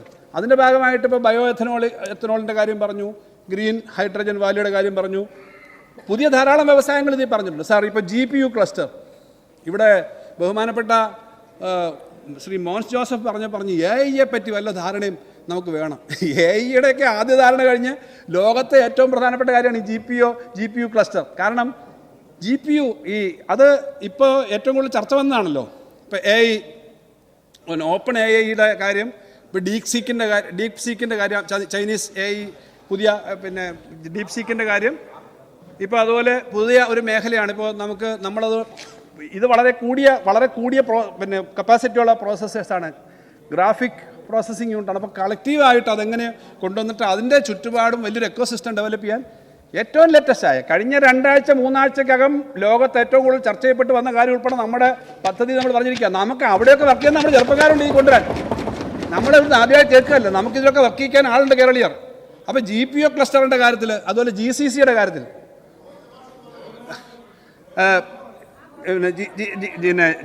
ഞാനത് അവസാനം പറയാം എന്തെങ്കിലും സംശയം ഉണ്ടെങ്കിൽ. ഇതിടയ്ക്ക് ഇപ്പം നിങ്ങൾ ശ്രദ്ധ പതറിക്കണ്ട. ഇപ്പോൾ ഞങ്ങൾക്ക് ഇതിനെപ്പറ്റിയുള്ള കൃത്യമായ കാഴ്ചപ്പാടുണ്ട്. ഈ കേരളത്തിലും ലോകത്താകെയുള്ള ഇത്തരം സംവിധാനങ്ങൾ വന്നാൽ ആളെ പിരിച്ചു വിടുക എന്നുള്ളതല്ല വേണ്ടത്. ഇപ്പോൾ ജോലി ചെയ്യുന്ന ആൾക്ക്, ഈ നാട്ടിലുള്ള ആൾക്ക് ഇവിടെ ജീവിക്കാൻ പറയണമെങ്കിൽ ടെക്നോളജി പുതു വരണം. അല്ലാതെ ലോകത്തൊരുത്തരും വേണ്ട. എന്തുകൊണ്ടാണ് ഈ രാജ്യത്ത് നിന്നൊക്കെ ആളെ പറഞ്ഞു വിടുന്നത്? പട്ടാളത്തിൽ പോലും ആളെ എടുക്കാത്ത എന്താ? പട്ടാളക്കാരനിപ്പോൾ എവിടെയും പോകണ്ടല്ലോ, എവിടുന്ന് മിസൈൽ അയക്കാം. അപ്പോൾ പട്ടാളത്തിൽ ആളെ വേണ്ട, ലോകത്തെവിടെ ആളെ വേണ്ട എന്ന് പറയുന്ന മുതലാളിത്ത രാജ്യങ്ങളുടെ നയം അല്ല ഇടതുപക്ഷത്തിന്. ആ വ്യത്യാസമേ ഉള്ളൂ. ആളുകൾക്ക് ജീവിക്കാനും കൂടിയാണ് ടെക്നോളജി. ഇപ്പോൾ ഇന്ത്യയിലെ സംസ്ഥാനങ്ങളിൽ കേരളം അല്ലാതെ എവിടെ PSCയിൽ ആളെടുക്കുന്നത്? പബ്ലിക് സർവീസ് കമ്മീഷൻ വഴി ആളെടുക്കുന്നത് കേരളം മാത്രമാണ്. എന്താ കാര്യം? എല്ലാത്തിനും ഉണ്ടല്ലോ. AI വന്നു കഴിഞ്ഞാൽ ഒന്നും വേണ്ട. ഞങ്ങൾക്ക് ആ ചിന്താഗതി ഇല്ല. അതാണ് ഗോവിന്ദ മാസ്റ്ററുടെ കാര്യം പറഞ്ഞുകൊണ്ട് ഞാൻ പറയുക. ഞങ്ങൾക്ക് ഈ കാര്യത്തെ സംബന്ധിച്ച് ഇടതുപക്ഷത്തിൻ്റെ കാഴ്ചപ്പാടുണ്ട്. മനുഷ്യൻ്റെ മുഖമുള്ളതാവണം വികസനം.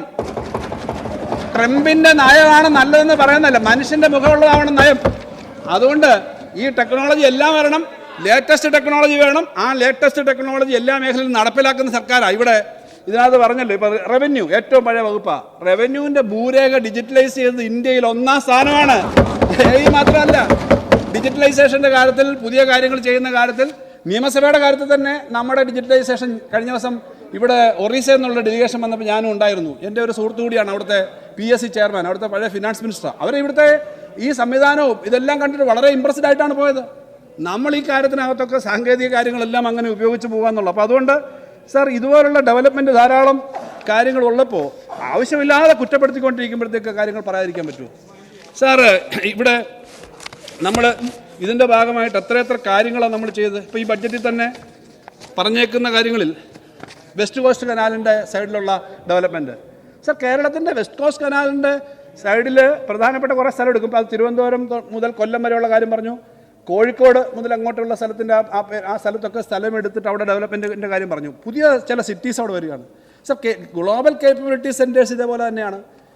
ലോകത്തുള്ള ഗ്ലോബൽ കേപ്പബിലിറ്റി സെൻറ്റർ വരുമ്പോൾ പഴയ ഈ ബാക്ക് ഓഫീസിൽ നിന്നൊരു വ്യത്യാസമുണ്ട്. പണ്ടൊക്കെ നമ്മുടെ ഇവിടെയൊക്കെ മെഡിക്കൽ ട്രാൻസ്ക്രിപ്ഷൻ മറ്റേത് കൂടുതലും സർവീസ് ആൻഡ് ക്ലറിക്കൽ വർക്ക്സ് ആയതുകൊണ്ട്. ഇപ്പം അങ്ങനല്ല സാർ. ഇപ്പോൾ നിസാൻ്റെ ഒരു കമ്പനി ഉണ്ട് തിരുവനന്തപുരത്ത്, അതുപോലെ പിന്നെ IBM-ൻ്റെ എറണാകുളത്ത് അവിടെ എല്ലാം പ്രത്യേകത നേരത്തെ ബാക്ക് ഓഫീസ് നില 25,000-30,000 കിട്ടിയിട്ട് അല്ലെ ചെറിയ ശമ്പളം കിട്ടി ചെയ്യുന്നവരാണെങ്കിൽ ഇപ്പോൾ നിസാൻ്റെ ഓട്ടോമോട്ടീവ് ടെക്നോളജിയുടെ ലേറ്റസ്റ്റ് റിസർച്ച് കൂടി വരുന്നത് ഇവിടെയാണ്.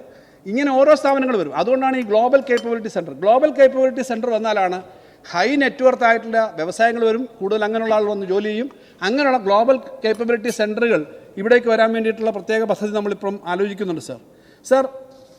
IT പാർക്കുകളുടെ കാര്യത്തിനകത്ത് ഉൾപ്പെടെ ഒരു കാര്യം പറഞ്ഞു. ഞങ്ങൾ കിഫ്ബിയുടെ ഉൾപ്പെടെ വരുമാനദായകമായ പദ്ധതിയെപ്പറ്റി പറഞ്ഞു.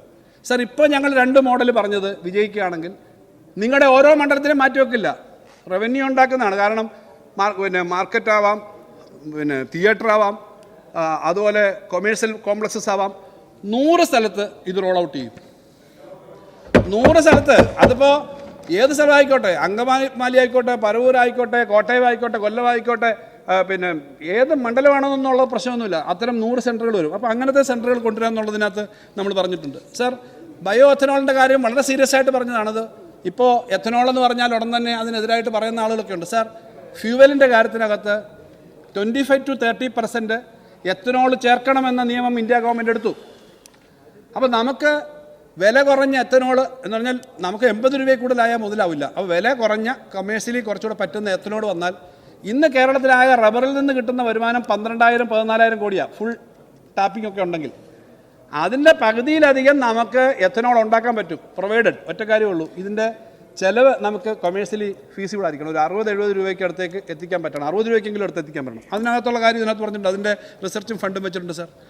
ഇവിടെ ഇതിനകത്ത് ഈ IT-യുമായി ബന്ധപ്പെട്ടുള്ള ഏജൻറ്റിക് ഹാക്കത്തോൺ പോലെയുള്ള കാര്യങ്ങൾ, ഫ്രീഡം സ്കോർ പോലെയുള്ള കാര്യങ്ങൾ തുടങ്ങിയ കാര്യങ്ങൾ എന്ന് മാത്രമല്ല, ചെറിയ പട്ടണങ്ങളിൽ ഞാൻ നേരത്തെ പറഞ്ഞ അരീക്കോട് ഒക്കെയുള്ള ചെറുപ്പക്കാർ പറഞ്ഞു ഞങ്ങൾക്കൊരു പാർക്ക് ഉണ്ടാക്കണമെന്നുണ്ട്, പക്ഷേ എങ്ങനെ പൈസ കിട്ടും, ഞങ്ങൾക്ക് സ്വന്തം സ്ഥലമുണ്ട്. അതാ ഒരു കാര്യം ഇതിൽ പറഞ്ഞു. അവരുടെ ചർച്ചയുടെ അടിസ്ഥാനത്തിലാണ് 5% പലിശയ്ക്ക് 5% പലിശയ്ക്ക് ശ്രീ PK ബഷീറിൻ്റെ നാട്ടിലും ആരെങ്കിലും ഉണ്ടെങ്കിൽ കൊടുക്കാം. അപ്പോൾ ആരെങ്കിലും ഉണ്ടെങ്കിൽ നമുക്ക് കൊടുക്കാം. ഞങ്ങളൊന്നും എതിർത്തില്ല ഈ കാര്യത്തിനകത്തൊക്കെ. അത് കൊണ്ടുവരിക എന്നുള്ളതാണ് സാർ. മറ്റൊരു കാര്യം ഈ ബഡ്ജറ്റിൽ പറഞ്ഞേക്കുന്നത് മുനിസിപ്പൽ ബോണ്ടുകളെ പറ്റിയാണ് സാർ. നമ്മുടെ അർബൻ കമ്മീഷൻ നഗരങ്ങളിലെ ഉൾപ്പെടെയുള്ള കാര്യങ്ങളെ സംബന്ധിച്ചുള്ള കമ്മീഷൻ അതിൻ്റെ ചില കാര്യങ്ങൾ പറഞ്ഞതിനൊപ്പം ഈ മുനിസിപ്പൽ ബോണ്ടുകളെ പറ്റി പറഞ്ഞു സാർ.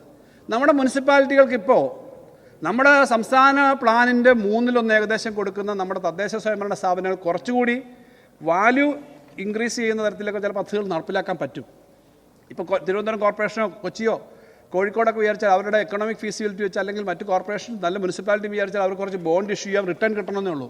അങ്ങനെയുള്ള ബോണ്ട് ഇഷ്യൂ ചെയ്ത് അവർക്ക് കൂടുതൽ വർക്ക് ചെയ്യാൻ പറ്റുന്ന തരത്തിലേക്കുള്ള കാര്യങ്ങൾ ഇപ്പോഴേ ഇരുന്ന് പോയി സമയം അത് ഇപ്പോൾ വേണ്ട, അവസാനം നോക്കാം. അല്ലെങ്കിൽ സ്പീക്കർ ഇന്നലെ തന്നെ കട്ടിക്ക് പറഞ്ഞിട്ടുണ്ട്. അപ്പോൾ ഇന്നലെ വെറും ഒരു പാസീവ് കമന്റ് നടത്തിയാണ്. അപ്പോഴേക്കും മാധ്യമങ്ങൾ എന്തൊക്കെയാണ് വ്യാഖ്യാനിച്ചിട്ടുള്ളത്? ഇന്നലെ വെറുതെ ഒരു പാസിംഗ് സ്റ്റേറ്റ്മെന്റ് നടത്തിയാണ്. അപ്പോഴേക്കും മാധ്യമങ്ങൾ മുൻ സ്പീക്കറോട് ഇപ്പോഴത്തെ ചെയർമെന്തോ ബുദ്ധിമുട്ട് എന്നുള്ള രീതിയിലൊക്കെ പ്രചരിപ്പിച്ചിരിക്കുകയാണ്. വളരെ പാസീവായ സ്റ്റേറ്റ്മെന്റ് നടത്തിയാണ്. ശാസിച്ചു എന്ന രീതിയിലേക്കൊക്കെ ഒന്നുമില്ല. ഈ സഭക്കകത്ത് നമ്മൾ പലപ്പോഴും സംഘം പറഞ്ഞു ഞാൻ എന്തെങ്കിലും സാർ ഈൽഡ് ചെയ്യണമെങ്കിൽ ഞാൻ അവസാനം ഈൽഡ് ചെയ്യാം. നീട്ടാൻ ഉദ്ദേശിക്കുന്നില്ല ഞാൻ, ചെയ്യാം. കാരണം അല്ല അങ്ങനെ എഴുതി വെച്ചാൽ മതി. അങ്ങ് ഒട്ടും മറക്കുന്ന ആളല്ലെന്ന് ഞങ്ങൾക്കെല്ലാം അറിയാം. നല്ലപോലെ എഴുതി വെച്ചാൽ മതി സാർ. മുനിസിപ്പൽ ബോണ്ടുകളുടെ കാര്യത്തിനകത്ത് അങ്ങനൊരു കാര്യം വരുന്നുണ്ട്. ഇപ്പോൾ ഈ പുതിയ മോഡലിൽ നമുക്ക് നല്ലതുപോലെ ചെയ്യാൻ കഴിയുമെന്ന് കരുതുന്നു സാർ. സഹകരണ ഭവന പദ്ധതി ഒരു പ്രധാനപ്പെട്ട പദ്ധതിയാണ്. എല്ലാവരുടെയും പിന്തുണ അതിനകത്ത് അഭ്യർത്ഥിക്കുകയാണ്. കാരണം സഹകരണ വകുപ്പും ഹൗസിങ്ങും തദ്ദേശ സ്വയംഭരണ സ്ഥാപനങ്ങളും ചേർന്ന് വേണം സാർ. ഇവിടെ ഒരു 10, 25, 20 ലക്ഷം 30 ലക്ഷം രൂപയൊക്കെ മുടക്കി ഒരു വീട് തിരുവനന്തപുരം സിറ്റിയുടെ ചുറ്റുപാടും അല്ലെങ്കിൽ എറണാകുളത്ത് നമുക്ക് ചിന്തിക്കാൻ പറ്റില്ല. ലൈഫിൻ്റെ പദ്ധതി കഴിഞ്ഞാൽ പിന്നെ വളരെ കോസ്റ്റ്ലി ആയിട്ടാണ്. ഇപ്പം റിയൽ എസ്റ്റേറ്റ് ഒറ്റയ്ക്കൊന്നും പോയി മേടിക്കാൻ പറ്റില്ല സാർ. ഒരു 10 ഏക്കർ ഒരു മുനിസിപ്പാലിറ്റി ഇച്ചിരി അങ്ങോട്ട് മാറി അല്ലെങ്കിൽ ഒരു സഹകരണ സംഘം അല്ലെങ്കിൽ കുറച്ച് ആളുകൾ ചേർന്നിട്ടൊരു സ്ഥലം മേടിക്കുന്നുണ്ട്. 10 പേരൊരു സൊസൈറ്റിയായിട്ട് ചേർന്നിട്ടൊരു സ്ഥലം മേടിച്ചിട്ട് അവിടെ അത് ഡെവലപ്പ് ചെയ്താൽ നമുക്ക് ധാരാളം വീടുകൾ ഉണ്ടാക്കേണ്ട ആവശ്യമുണ്ട്. കാരണം ഇപ്പോൾ നാട്ടിൻപുറത്ത് വീടുകളുണ്ടാവും, വലിയ തോതിലുള്ള അർബനൈസേഷൻ നടക്കുകയാണ്. 70% ആളുകൾ ഇപ്പം തന്നെ വലിയ താമസമില്ലാതെ സിറ്റിയിലേക്ക് വരും. അതിന് ഒരു പദ്ധതിയാണ്. അതിന് ഗവൺമെൻറ് ഒരു സഹായം കൊടുക്കുന്ന തരത്തിൽ തന്നെയാണ് അത് അനൗൺസ് ചെയ്തേക്കുന്നത്. ഇതിനകത്ത് മുനിസിപ്പാലിറ്റികളും കോർപ്പറേഷനുകളും അവരാദ്യം സ്ഥലം മേടിക്കുന്നതിന് ഒരു സീഡ് മണിയായി ഫസ്റ്റ് കം ഫസ്റ്റ് ബേസിസിൽ ഒരു 100 കോടി രൂപ അതിനായിട്ട് പ്രത്യേകം മാറ്റി വെച്ചിട്ടുണ്ട് സാർ. അപ്പോൾ അതിന് നമുക്ക് ആ പദ്ധതി സഹകരണ ഭവന പദ്ധതി എന്ന് പറയുന്നത് ഇന്ത്യയിലെ പ്രമുഖ നഗരങ്ങളിൽ തന്നെയുള്ളത്. അത് നല്ല തോതിൽ തന്നെ നമുക്ക് എടുക്കാൻ പറ്റുന്നൊരു കാര്യം സാർ. പിന്നെ ഫിൻടെക്കുകളുടെ കാര്യത്തിനകത്ത് കുറേ പുതിയ പദ്ധതികൾ ഇതിൽ പറഞ്ഞിട്ടുണ്ട്. കെ ഹോംസ് എന്ന് പറയുന്നത് ഇവിടെ നേരത്തെ വിശദീകരിച്ചു. നേരത്തെ രാവിലെ നമ്മുടെ ടൂറിസം മന്ത്രി പറഞ്ഞു, സാർ നമ്മുടെ മൂന്നാർ പോലുള്ള സ്ഥലങ്ങളിൽ ഉൾപ്പെടെ വേണ്ടത്ര റൂമുകളില്ല, എന്നാൽ അവിടെ വീടുള്ള ആളുകളുണ്ട്, പൂട്ടിയിട്ടിട്ട് അവർ ജോലിക്ക് പോകും, അല്ലെങ്കിൽ വേറെ സ്ഥലത്തായിരിക്കും. അങ്ങനെയുള്ള വീടുകൾ വളരെ ഉത്തരവാദിത്തത്തോടു കൂടി കൊണ്ടു നടക്കാൻ പറ്റുകയും അത് വാടകയ്ക്ക് കൊടുക്കുകയും ഇവർക്ക് ചെന്ന് കഴിഞ്ഞാൽ അവർ ചെല്ലുമ്പോൾ പലപ്പോഴും അവധിക്ക് വീട്ടിൽ ചെല്ലുമ്പോൾ ഒരു മാസം താമസിക്കണം. അങ്ങനെയുള്ള കാര്യമെല്ലാം കൃത്യമായി നോക്കാൻ പറ്റുന്ന ഒരു സംഭവമാണ് കെ ഹോംസ്. ആ കെ ഹോംസ് എന്നുള്ള കാര്യങ്ങൾ കൃത്യമായി നടത്താൻ വേണ്ടിയിട്ട് ഒരു പദ്ധതിയാണ്. അത് ടൂറിസം വകുപ്പ് നല്ലൊരു തരത്തിലേക്ക് ആ കാര്യങ്ങൾ ആലോചിക്കുന്നതാണ് വിചാരിക്കുന്നത് സാർ. ജിയോ ട്യൂബിൻ്റെ കാര്യത്തിനകത്ത് ഇപ്പോൾ പല മണ്ഡലങ്ങളിൽ നിന്നും, ഇപ്പോൾ കോഴിക്കോട്, വടകര, പിന്നെ അരൂർ, എല്ലാ മണ്ഡലങ്ങളിലും, തീരദേശം കൊല്ലം, തീരദേശം ഇരവിപുരത്തുനിന്ന്, ഇങ്ങനെ പല മണ്ഡലങ്ങളിൽ നിന്നും കടൽക്ഷോഭത്തിൻ്റെ പ്രശ്നം പറഞ്ഞു. കടൽക്ഷോഭത്തിൻ്റെ പ്രശ്നം പരിഹരിക്കാൻ ഇപ്പോൾ ജിയോ ട്യൂബ് എന്ന് പറയുന്ന സംവിധാനം വളരെ സക്സസ്ഫുൾ ആയിട്ട് വന്നിട്ടുണ്ട്. കരയിലേക്ക് അങ്ങനെ വലിയ പാറക്കെട്ട് കെട്ടാതെ അതിനകത്ത് തന്നെ ജിയോ ട്യൂബ് ഇട്ടിട്ട് കടലിനകത്ത് കുറച്ചുകൂടി സംരക്ഷിക്കാവുന്ന പദ്ധതിയാണ്. ആ പദ്ധതിക്കകത്ത് ആ 100 കോടി വെച്ചതിനകത്ത് ഇവിടെ പറഞ്ഞ, ഞാൻ ഓരോരുത്തരും പറഞ്ഞതിന് മറുപടി അതിനകത്തെടുത്ത് പറയുന്നില്ല, അങ്ങനെ നമുക്ക് ഉപയോഗിക്കാവുന്ന ഒരു പദ്ധതി ഇതാദ്യമായിട്ട് കേരളത്തിൽ വിപുലമായിട്ട് നടത്താൻ നമ്മൾ തീരുമാനിച്ചിട്ടുണ്ട്. സാർ, ഫോറസ്റ്റിൻ്റെ കാര്യത്തിലും ഇതേപോലെ വിപുലമായി പണം വെച്ചിട്ടുണ്ട്. സാർ, ഈ നമ്മുടെ ചെലവ് ചുരുക്കലുമായി ബന്ധപ്പെട്ടിട്ട് ഉള്ള കാര്യങ്ങളിൽ പിന്നെ കുറേ അഭിപ്രായങ്ങൾ സാധാരണ പറയാറുണ്ട്. സാർ, ഇപ്രാവശ്യം ഇവിടെ ചർച്ച ചെയ്യും ആരെങ്കിലും എന്ന് ഞാൻ വിചാരിച്ചത്. നമ്മുടെ 2-3 മോഡലുകൾ. ഒന്ന്, നിയമസഭയിലെ ബഹുമാനപ്പെട്ട സ്പീക്കർ, CM, പ്രതിപക്ഷ നേതാവ് ഉണ്ടായിരുന്നു, PWD മന്ത്രി ഉണ്ടായിരുന്നു, ഞാനും ഉണ്ടായിരുന്നു. അന്ന് നമ്മൾ ശക്തമായൊരു നിലപാടെടുത്തു. ഏകദേശം 90 കോടിയിലധികമുള്ള ഒരു ബിൽഡിങ്ങിൻ്റെ ചെലവ് കുറയ്ക്കാൻ വേണ്ടിയിട്ട് EPC മോഡൽ ടെൻഡർ വന്നു. സാർ, അത് 20%-ലധികം, ഇപ്പോൾ ഒരു 60 കോടി 65 കോടിയേ ഉള്ളൂ. സാർ, ഒറ്റ ബിൽഡിങ്ങിനകത്ത് നമുക്ക് വന്ന വ്യത്യാസമാണ് 20 കോടിയിലധികം. സാർ, കൊല്ലത്തെ കോടതി ഞാൻ എടുത്ത് പറഞ്ഞു, അവിടെ ഒറ്റ ബിൽഡിങ്ങിൽ നമുക്ക് വന്ന് 60 കോടിയിലധികം.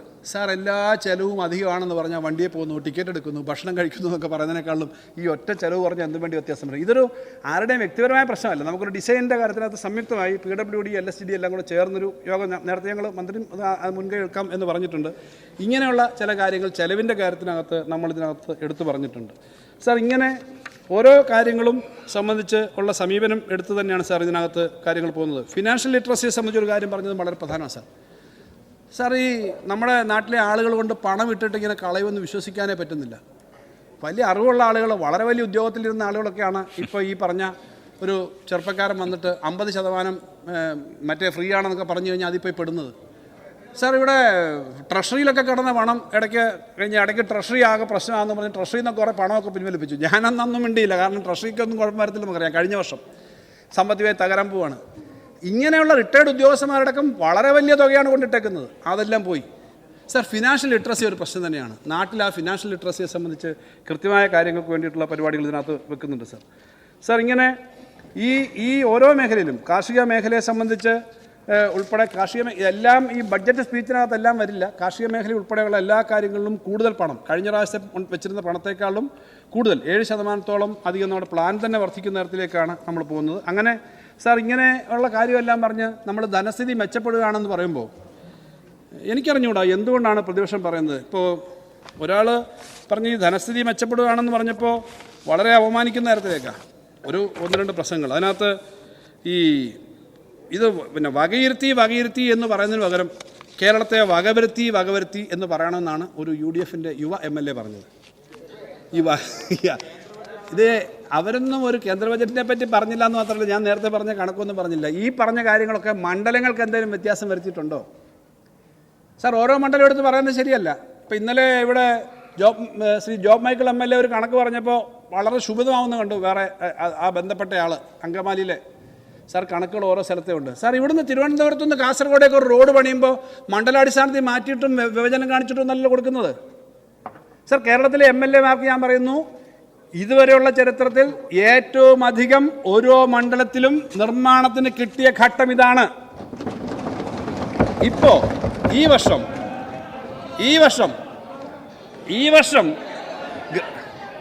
വർഷം ഗ്രാമീണ റോഡ് ഉൾപ്പെടെ, ഗ്രാമീണ റോഡിൻ്റെ പേര് CMM LRP 2.0 എന്നാണേ. MLA-യുടെ പടം മാത്രം വെച്ച് ഗ്രാമീണ റോഡ് വന്നു എന്ന് പറയാം, ദയവ് ചെയ്യരുത്. CMM LRP 2.0 1000 കോടി. അതിനകത്തിനും കുറച്ച് കറക്ഷനുണ്ട്. ചില ആളുകളുടെ വിട്ടുപോയിട്ടുണ്ടെന്നല്ല, ചില സ്ഥലത്ത് വരാറുണ്ട്, 1-2 പേരുടെ വിട്ടിട്ടുണ്ട്, ബാക്കി വരാറുണ്ട്. ആ 1000 കോടി സാർ നവകേരള സദസ്സിൻ്റെ ഞങ്ങൾക്കെല്ലാം തരുമെന്ന് ആശങ്ക കണ്ടു. എല്ലാവർക്കും തരും, 7 കോടി വെച്ച് തരും, എല്ലാവർക്കും തരും. നവകേരള സദസ്സിൽ വന്നില്ല എന്നല്ല, നവകേരള സദസ്സിൻ്റെ ഭാഗം. പക്ഷെ എല്ലാവർക്കും, പക്ഷെ ഒറ്റ കാര്യമേ ഉള്ളൂ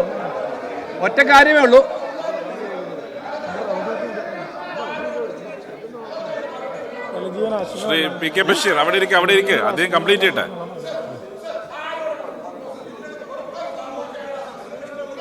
ഏതായാലും ഈ അടിസ്ഥാനരഹിതമായി അസംബ്ലിയുടെ വേദിയിൽ പറയരുത്. നിങ്ങൾ ഇവിടെ ചർച്ച ചെയ്തതാണ്. പ്രപ്പോസൽ നിങ്ങൾ കൊടുത്തിട്ടില്ല എന്ന് പറഞ്ഞാൽ നിങ്ങൾ കൊടുക്കണം. പ്രപ്പോസൽ മേടിച്ചിട്ടുണ്ട്, പ്രപ്പോസൽ കൊടുത്തിട്ടുണ്ട്. അതിനെ സംബന്ധിച്ച് ഞാൻ ബഹുമാനപ്പെട്ട മുഖ്യമന്ത്രിയുടെ കാര്യത്തിൽ ഒരു കാര്യം ശ്രദ്ധപ്പെടുത്തി.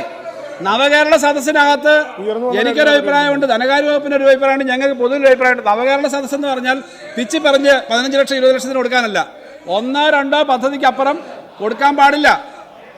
1-2 നവകേരള സദസ്സ് വെച്ചിട്ട് നിങ്ങളുടെ ഇന്ന് എല്ലാവരുടെയും പ്രപ്പോസൽ മേടിച്ചിട്ടുണ്ട്. പ്രപ്പോസലിൽ കൊടുത്തില്ല ഞാനിപ്പോ ഓരോരുത്തരുടെയും പറയാം.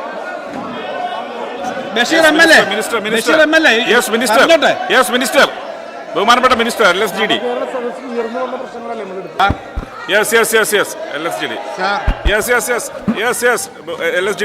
ബഹുമാന്യരായ പ്രതിപക്ഷ MLA-മാർ പ്രപ്പോസൽ തന്നിട്ടില്ല എന്ന് പറയുന്നത് അവര് ചോദിച്ചിട്ടില്ല. അവര് ഈ നവകേരള സദസ്സ് ബഹിഷ്കരിച്ചവർക്ക് കിട്ടില്ല എന്ന് ധരിച്ചിട്ടായിരിക്കും കൊടുക്കാത്തത്. ബഹിഷ്കരിച്ചവർക്കും കൊടുക്കുന്നുണ്ടെന്നാണ് ധനകാര്യമന്ത്രി വ്യക്തമാക്കിയത്.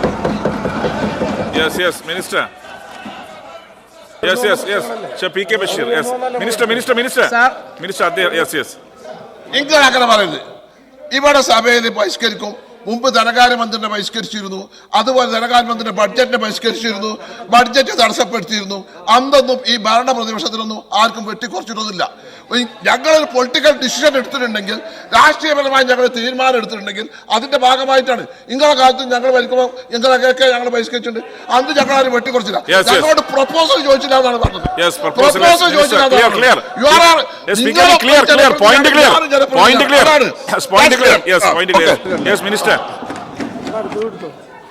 പ്രപ്പോസലുകളൊക്കെ എന്തായാലും നവകേരള സദസ്സെ സംബന്ധിച്ച് ഓരോ മണ്ഡലത്തിനും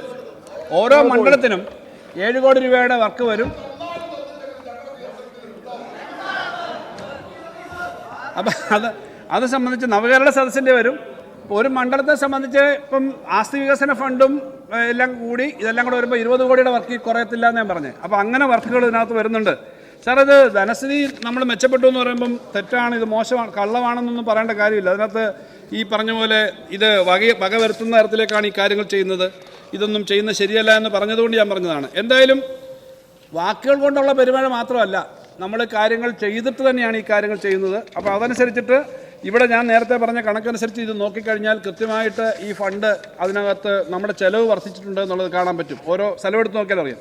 സാർ, ലൈഫിൻ്റെയും ഈ നിരന്തരമായിട്ട് സത്യസന്ധമല്ലാത്ത കാര്യങ്ങൾ ഇതുപോലൊരു വേദി പറയാൻ പാടില്ല സാർ. വളരെ വിശദമായി കഴിഞ്ഞ ദിവസം പറഞ്ഞാണ് SC/ST മേഖലയിലെ കാരുണ്യ പദ്ധതിയുടെ കാര്യത്തിലെല്ലാം. സാർ, ഏറ്റവും കൂടുതൽ കാരുണ്യ പദ്ധതി അടക്കമുള്ള ലൈഫ് ഭവന പദ്ധതി അടക്കം മറ്റ് ക്ഷേമ പെൻഷൻ അടക്കമുള്ള ഏറ്റവും കൂടുതൽ പണം ചെലവഴിച്ച സർക്കാർ തന്നെയാണിത്. സാർ, കൃത്യമായി എത്തിക്കാൻ വേണ്ടിയിട്ടുള്ള ഇടപെടൽ നടന്നിട്ടുണ്ട്. KSRTCയുടെ കാര്യം നേരത്തെ പറഞ്ഞു. ഉമ്മൻചാണ്ടി സർക്കാരിൻ്റെ കാലത്ത് 5 വർഷം കൊണ്ട് നൽകിയ തുകയുടെ 4 ഇരട്ടിയിലധികമാണ് സാർ 3.5 വർഷം കൊണ്ട് ഈ സർക്കാർ നൽകിയത്.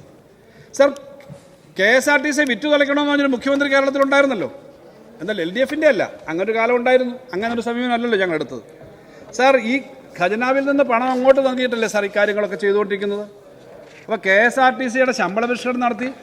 എന്നിട്ട് സാറേ, എനിക്ക് വിഷമമുണ്ട്, KSRTയുടെ ശമ്പള പരിഷ്കരണം അടക്കം നടത്തി മുന്നോട്ട് പോകുമ്പോൾ തെരഞ്ഞെടുപ്പ് വരുന്നതിന് മുന്നേ രാഷ്ട്രീയം കളിക്കുന്നതിൻ്റെ ഭാഗമായി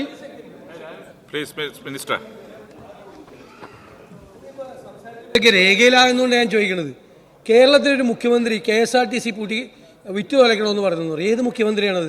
ഞങ്ങൾക്ക് അറിയാൻ താല്പര്യമുണ്ട്. കേരളത്തിലൊരു മുഖ്യമന്ത്രി KSRTC വിറ്റു തുലയ്ക്കണമെന്ന് പറഞ്ഞു. റെക്കോർഡിൽ പോകാണ് ധനകാര്യമന്ത്രി സംസാരിച്ചത്. ഏത് മുഖ്യമന്ത്രിയാണത് പറഞ്ഞത് KSRTC വിറ്റു തുലയ്ക്കണമെന്ന്? അത് രേഖയിലല്ലേ? ആരാ പറഞ്ഞത്? വെറുതെ അങ്ങ് പറഞ്ഞു പോവാണോ? ശരിയാണ് അങ്ങേ പോലെ ഒരാൾ അങ്ങനെ പറയുന്നത്? അങ്ങ് എന്ത് പറ്റിയെന്ന് അങ്ങ്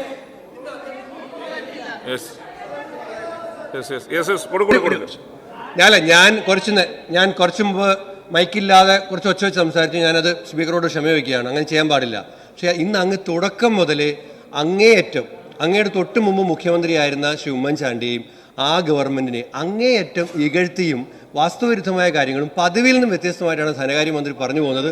അങ്ങ് അത് പിന്മാറണം. പദവിയിൽ നിന്ന് അങ്ങയുടെ ശൈലിയിൽ നിന്ന് വ്യത്യസ്തമായി അധിക്ഷേപങ്ങൾ വരുന്നുണ്ട്, വാസ്തവവിരുദ്ധമായ കാര്യങ്ങൾ പറയുന്നുണ്ട്. അതിലൊന്നാണ് ഇപ്പോൾ ഈ പറഞ്ഞത്. ഞാൻ അങ്ങയുടെ അത്രേ പറയുന്നുള്ളൂ. അങ്ങേക്ക് ഇന്നെന്ത് പറ്റി? സാർ പ്രകോപനം ഉണ്ടാക്കുന്ന തരത്തിൽ ഞാൻ വസ്തുതകൾ പറയുന്നില്ല. ഞാൻ കുറച്ച് പറയാം സാർ. പിന്നെ സാർ ഞാൻ പറഞ്ഞത് എന്തായാലും ഞാനിപ്പോൾ അവസാനം പറഞ്ഞ KSRTC-യിൽ ഇപ്പോൾ പണിമുടക്ക് നടത്തി. ശ്രീ ഗണേഷ് കുമാർ മന്ത്രി ഉണ്ടല്ലോ ഇവിടെ. അതിൻ്റെ എൻജിനും ഒക്കെ കേടാക്കുന്ന തരത്തിലേക്കും അതിൻ്റെ വയറും എല്ലാം പറിച്ച് വണ്ടി ഓടിക്കാത്ത തരത്തിലേക്ക് ഇപ്പോഴത്തെ KSRTC-യെ നമ്മൾ ചെയ്തുകൊണ്ടിരിക്കുന്ന സമയത്ത് ചെയ്യാൻ പാടുണ്ടോ സാർ? അങ്ങനെ ചെയ്യാൻ പാടില്ലല്ലോ.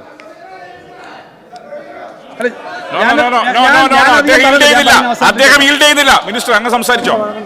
അദ്ദേഹം ഈൽഡ് ചെയ്യുന്നില്ല. പ്ലീസ് അദ്ദേഹം സാർ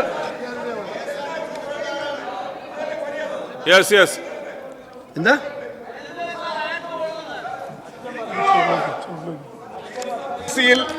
104 മാസമായി കൃത്യമായി ശമ്പളം കൊടുക്കാത്ത ഒരു സ്ഥാപനത്തിൽ എല്ലാത്തിനും അവസാനം ഒരു സമരം നടത്തി. ആ സമരം 100ഓളം യൂണിറ്റുകൾ, ഒരു യൂണിറ്റിൽ നടക്കാത്ത അക്രമം, മന്ത്രിക്ക് സ്വാധീനമുള്ള മന്ത്രിയുടെ ജന്മസ്ഥലമായിട്ടുള്ള കൊട്ടാരക്കര യൂണിറ്റിൽ മാത്രം വയറിംഗ് കിറ്റ് നശിച്ചു എന്ന് പറഞ്ഞാൽ അതിൽ മന്ത്രിയുടെ പങ്കുണ്ടെന്ന് ഞങ്ങൾക്ക് പറഞ്ഞൂടെ?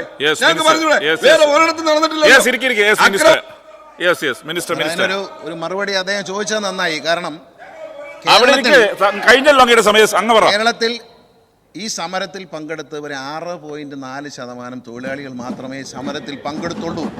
തൊട്ട് മുമ്പത്തെ ചൊവ്വാഴ്ച വന്ന ജീവനക്കാരെക്കാൾ വ്യത്യാസം വന്നത് 6.8ആണ്. കാരണം അത്രയധികം ഷെഡ്യൂളുകളും വളരെ കുറച്ചേ നിർത്താൻ കഴിഞ്ഞുള്ളൂ. പക്ഷേ കൊട്ടാരക്കരയിൽ ഇത്തരത്തിൽ 8ഓളം വണ്ടികൾ നശിപ്പിച്ചു. അത് പോലീസിൽ പരാതി കൊടുക്കുകയും പൊതുമുതൽ നശിപ്പിച്ചതിന് പോലീസ് രജിസ്റ്റർ ചെയ്ത കേസിൽ ക്യാമറ ദൃശ്യത്തിൽ നിന്നും INTUCയുടെ നേതാക്കളായ 4 പേരെ അറസ്റ്റ് ചെയ്തു. അവരെ കോടതിയിൽ ഹാജരാക്കി നഷ്ടപരിഹാരത്തിനുള്ള തുക കെട്ടിവെച്ചുകൊണ്ട് ബഹുമാനപ്പെട്ട കോടതി അവരെ ജാമ്യത്തിൽ വിട്ടു. അവരുടെ പേരിൽ ഡിപ്പാർട്ട്മെന്റ് തലത്തിലുള്ള എല്ലാ നടപടികളും സ്വീകരിക്കും. സ്വന്തം അന്നത്തിൽ ബഹുമാനപ്പെട്ട ധനമന്ത്രി പറഞ്ഞത് ശരിയാണ്. കാരണം KSRTC രക്ഷിക്കാൻ അദ്ദേഹം പറഞ്ഞത് എന്നെ കുറിച്ചാണ്. അതിന് മറുപടി ഞാൻ പറയണം. കാരണം കൊട്ടാരക്കര MLA കൂടിയായ ധനകാര്യമന്ത്രി, അദ്ദേഹത്തിന് നേരിട്ടറിയാം. ഞാൻ ആ നാട്ടുകാരനല്ലെന്ന് പറഞ്ഞില്ലല്ലോ. പക്ഷേ ഇത് ചെയ്തവരെ വീഡിയോ ദൃശ്യത്തോടു കൂടിയാണ് പോലീസ് പിടിച്ചിരിക്കുന്നത്.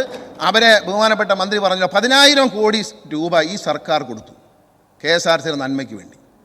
മുൻ സർക്കാരിന് എത്ര കൊടുത്തു എന്ന് പറയുമ്പോൾ പക്ഷേ അത് ചർച്ച ചെയ്ത കാര്യമാണ്, ഞാൻ പറയുന്നില്ല. ആ കൊടുക്കുമ്പോൾ ഇതിനെ രക്ഷപ്പെടുത്താൻ കഴിഞ്ഞ 10-18 മാസമായി ഒരുമിച്ച് ശമ്പളം കൊടുക്കാൻ കഴിഞ്ഞിരുന്നില്ല. അത് മാറിക്കൊണ്ട് ഒരുമിച്ച് ശമ്പളം കൊടുക്കാൻ സർക്കാരിന് കഴിഞ്ഞു. ഈ സർക്കാർ ചെയ്യുന്നുണ്ട് ഇപ്പോൾ കൃത്യമായി.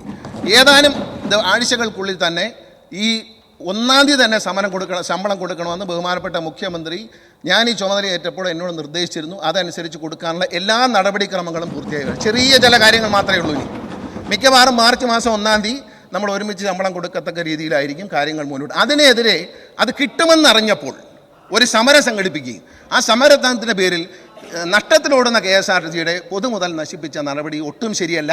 അത് ബഹുമാനപ്പെട്ട ധനമന്ത്രി പറഞ്ഞത് ശരിയാണ്. ഒരറ്റത്തും രക്ഷിക്കാൻ ശ്രമിക്കുമ്പോൾ സമരം നമ്മൾ എതിരല്ല.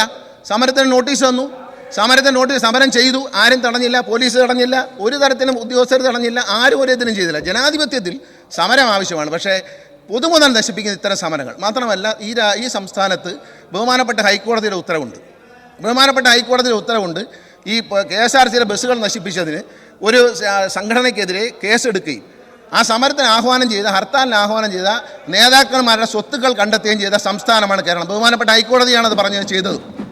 അതുപോലെ തന്നെ ഇക്കാര്യത്തിൽ നടപടി ഉണ്ടാവും എന്ന് യാതൊരു സംശയമില്ല. അത്തരത്തിലുള്ള ഡാമേജ് ചെയ്യുന്ന ആളുകൾ KSRTCയിൽ സർവീസിലുണ്ടാവും.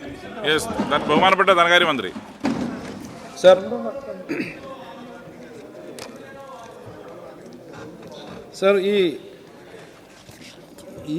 ഈ കാര്യം ചൂണ്ടിക്കാണിച്ചത് വരുന്നുകൊണ്ടല്ല സാർ. പിന്നെ എൻ്റെ മണ്ഡലത്തിലാണ്, അദ്ദേഹത്തിൻ്റെ സ്ഥലം കൂടിയാണ്. അത്രയൊരു സംഭവം ഉണ്ടായതിനകത്ത് ഇനിയെങ്കിലും ആവർത്തിക്കരുത് എന്നുള്ളതുകൊണ്ട് പറഞ്ഞതാണ് സാർ. KSRTC സാർ, എന്തായാലും KSRTC പോലുള്ള സ്ഥാപനത്തോട് വളരെ ഫേവറബിളായ ഒരു സമീപനമാണ് നമ്മൾ എടുക്കുന്നത്. ഇത്രയേറെ പണം കൊടുക്കുന്നത്. നേരത്തെ സാർ കോവിഡിന് മുമ്പ് അല്ലെങ്കിൽ ഈ ഗവൺമെൻറ് വരുന്നതിന് മുമ്പ് ശമ്പളത്തിന് പണം കൊടുത്തിരുന്നില്ല. ഇപ്പോൾ 50 കോടി ഒരു മാസം കൊടുക്കുന്നു സാർ. കഴിഞ്ഞ വർഷം KTDFCയുടെ മുഴുവൻ ബാധ്യത ഉണ്ടായിരുന്നതും കൂടി കൊടുത്തു തീർത്തു കഴിഞ്ഞ മാർച്ചിൽ. ഇങ്ങനെ കുറേ കാര്യങ്ങൾ ഈ ഗവൺമെൻറ് ചെയ്യുന്നുണ്ട് ആ മേഖലയെ സംബന്ധിച്ച്. അത് ഞാൻ എടുത്തു പറഞ്ഞതുള്ളൂ സാർ. സാർ, ഇങ്ങനെ ഈ കാര്യങ്ങളൊക്കെ ചെയ്തു പോയിട്ടും നമ്മുടെ ഈ അടിസ്ഥാനപരമായ കാര്യങ്ങളിൽ നല്ല മാറ്റം ഉണ്ടാകുന്നുണ്ട്. കേരളത്തിലെ റവന്യൂ കമ്മിയും കമ്മിയും കുറഞ്ഞിട്ടുണ്ട് എന്നുള്ള തുടങ്ങിയുള്ള കാര്യങ്ങൾ ഇതിനകത്ത് എടുത്തു പറയുമ്പോൾ അത് അംഗീകരിക്കാതെ വീണ്ടും പറഞ്ഞതുകൊണ്ട് മാത്രമാണ് സാർ ഇങ്ങനെ ഒരു കാര്യം പറഞ്ഞത്. സാർ, ഈ കാര്യത്തിനകത്ത് നമ്മൾ കേരളത്തിൽ ഈ ബഡ്ജറ്റിൻ്റെ ഭാഗമായിട്ട് കേരളത്തോട് കേന്ദ്ര ഗവൺമെൻറ് കാണിച്ച കാര്യങ്ങൾ ആകെ പ്രതിപക്ഷ അംഗങ്ങളിൽ നിന്ന് ഒരാളെയും കേട്ടില്ല സാർ. പൊതുവിൽ ചിലപ്പോൾ പാസിംഗ് റിമാർക്ക് പോലും ഞാൻ അങ്ങനെ ഇത്രയും ചർച്ച കേട്ടില്ല. ആകെ ഈ ഭരണപക്ഷയുടെ മാത്രം ഒരു പ്രശ്നമാണോ സാർ ഈ കേരളത്തിൽ കിട്ടാനുള്ള പണം തരേണ്ടാത്തത്? ഈ മുണ്ടക്കൈയും ചൂരൽമലയും പോലുള്ള കാര്യങ്ങളിൽ എന്തെങ്കിലും ഒന്ന് പരാമർശിക്കണ്ടേ സാർ? ഇത് വന്നില്ല എന്ന് പറയുമ്പോൾ ദേഷ്യം വന്നിട്ട് വരുള്ളൂ. അതുകൊണ്ട് ഞാൻ പതുക്കെ പറയുന്നത് ഇങ്ങനെ ചെയ്യേണ്ടതായിരുന്നു. അപ്പോൾ അങ്ങനെ ചെയ്യേണ്ടതായിരുന്നു സാർ. ഒന്നും പറയുന്നില്ല ഞാനത് സാർ. ഇങ്ങനെ ഈ കാര്യങ്ങൾ പറയും, എല്ലാ കാര്യത്തിനും ഈ ഭരണകക്ഷി എന്ന നിലയിൽ ഞങ്ങൾ ഈ കാര്യങ്ങൾ ചെയ്തുകൊണ്ടിരിക്കുമ്പോൾ കുറ്റം പറയും. ഇത്രയും കടുത്ത ഒരു ബുദ്ധിമുട്ടുള്ള സാഹചര്യത്തിൽ കഴിഞ്ഞ ബഡ്ജറ്റ് സമയത്ത് ഞാൻ പറഞ്ഞു പ്ലാൻ ബി ആലോചിക്കേണ്ടി വരും സാർ. ആ പ്ലാൻ ബി നല്ലപോലെ നടത്തുന്നുണ്ട്. അത് പ്ലാൻ കട്ടല്ല. അത് പ്രതിപക്ഷ നേതാവ് പറഞ്ഞത് ആദ്യം തന്നെ ഞാൻ സത്യം പറഞ്ഞല്ലോ. എന്താ പ്ലാൻ പകുതി കട്ട് ചെയ്തെന്നാണ് പറയുന്നത്. ഈ ഫെബ്രുവരി മാസത്തിൽ 63% ജനറലും 68% തദ്ദേശ സ്വയംഭരണവും പ്ലാൻ സ്പേസിൽ ഇപ്പോൾ ചിലവായിട്ടുണ്ട്. അപ്പം ആ കട്ടിങ് അല്ല. എന്നാൽ റീസ്ട്രക്ചർ ചെയ്തിട്ടുണ്ട്, അതിനകത്തില്ല എന്ന് പറയുന്നില്ല. എന്നാലും ഈ പറഞ്ഞ സാധാരണക്കാർക്ക് കൊടുക്കാൻ പറ്റുന്നതൊന്നും കൊടുക്കാതിരിക്കാൻ പറ്റില്ലല്ലോ. അതെല്ലാം കൃത്യമായി കൊടുക്കും. 1 രൂപ ന്യൂനപക്ഷ സ്കോളർഷിപ്പിൻ്റെ ആവട്ടെ കുറയ്ക്കില്ല. കേന്ദ്ര ഗവൺമെൻറ് നിർത്തി നമ്മൾ അതുകൂടെ കൊടുക്കുകയാണ്. ന്യൂനപക്ഷ മേഖലയിൽ അധികം കൊടുക്കുകയാണ്.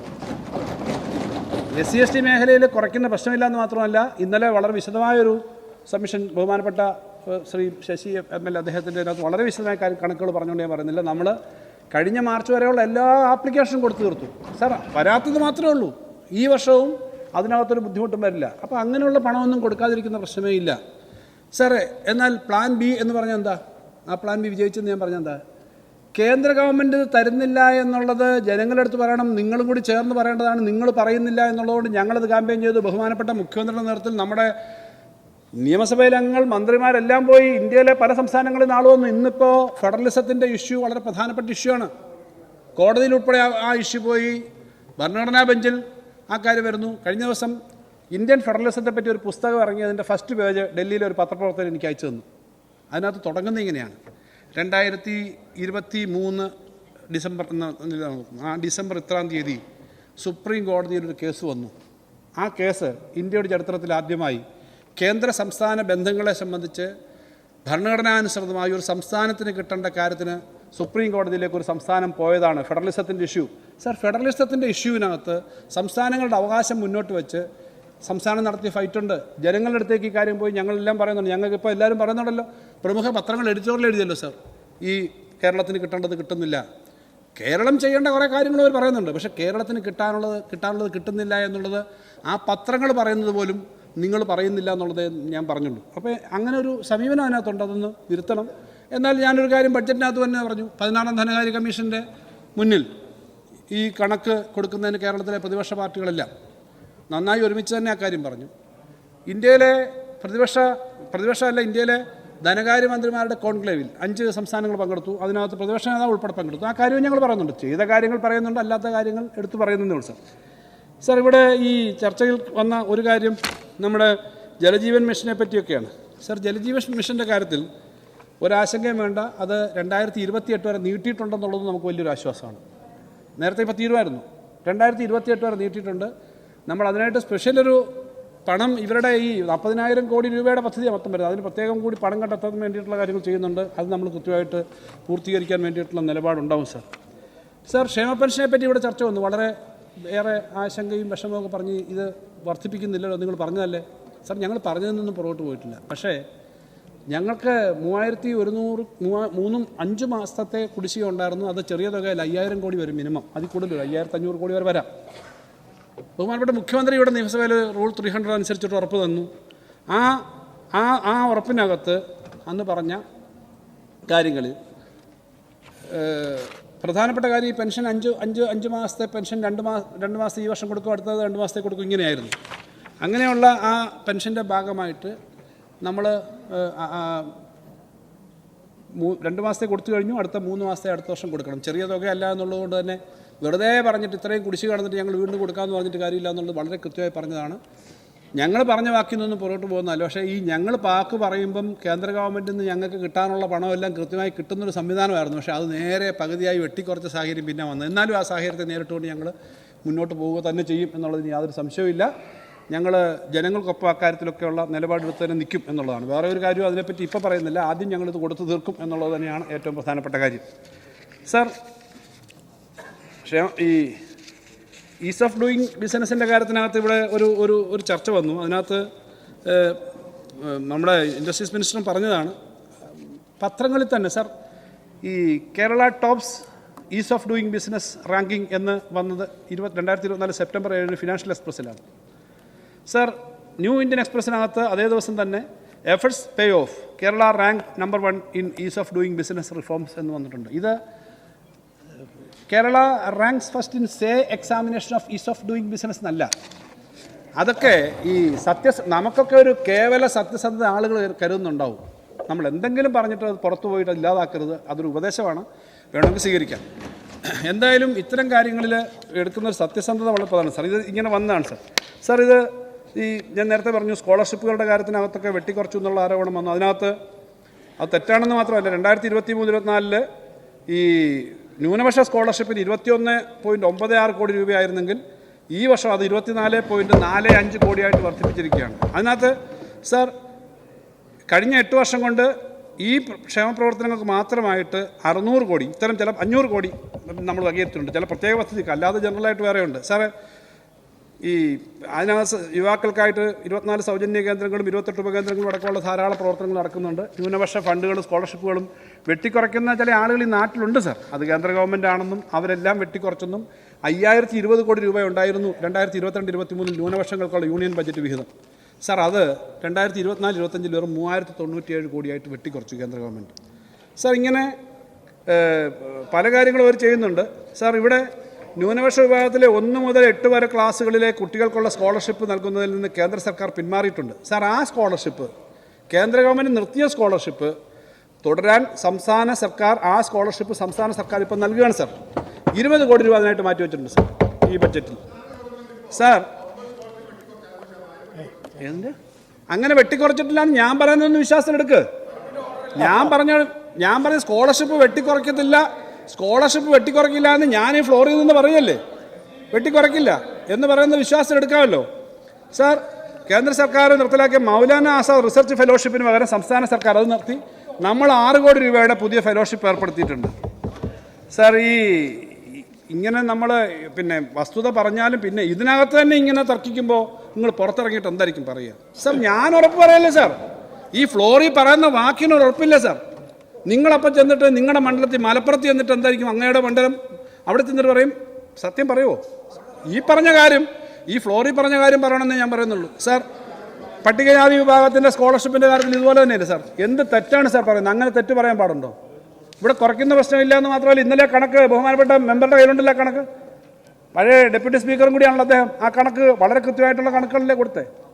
അപ്പോൾ നടന്ന കാര്യങ്ങൾ സാർ, ഈ പട്ടികജാതി പട്ടികവർഗ മേഖല അതുപോലെ ഇതുപോലെ ഇവിടെ പറഞ്ഞു, ഇവർക്കൊന്നും പണം കൊടുക്കുന്നില്ല, 100 കോടി രൂപ വണ്ടിക്ക് മാറ്റി വെച്ചേക്കുന്നു. ഒരു മെമ്പർ പ്രസംഗിച്ചതാണ് പുതിയ വണ്ടി മേടിക്കാൻ. സാർ, 2000 ചില്ലാനും കാറും ജീപ്പും ഇപ്പം കണ്ടം ചെയ്യണം 15 വർഷത്തിൻ്റെ കണ്ടീഷൻ അനുസരിച്ച്. അതിന് വണ്ടി വേണ്ടേ? അതിനാണ് ഈ മേടിക്കുന്നതൊന്നും ആർഭാട വണ്ടിയല്ല. ബൊലേറയും അതുപോലെ എർട്ടിഗയും 10 ലക്ഷത്തിനകത്തുള്ള വണ്ടികൾ മേടിക്കാനാണ്.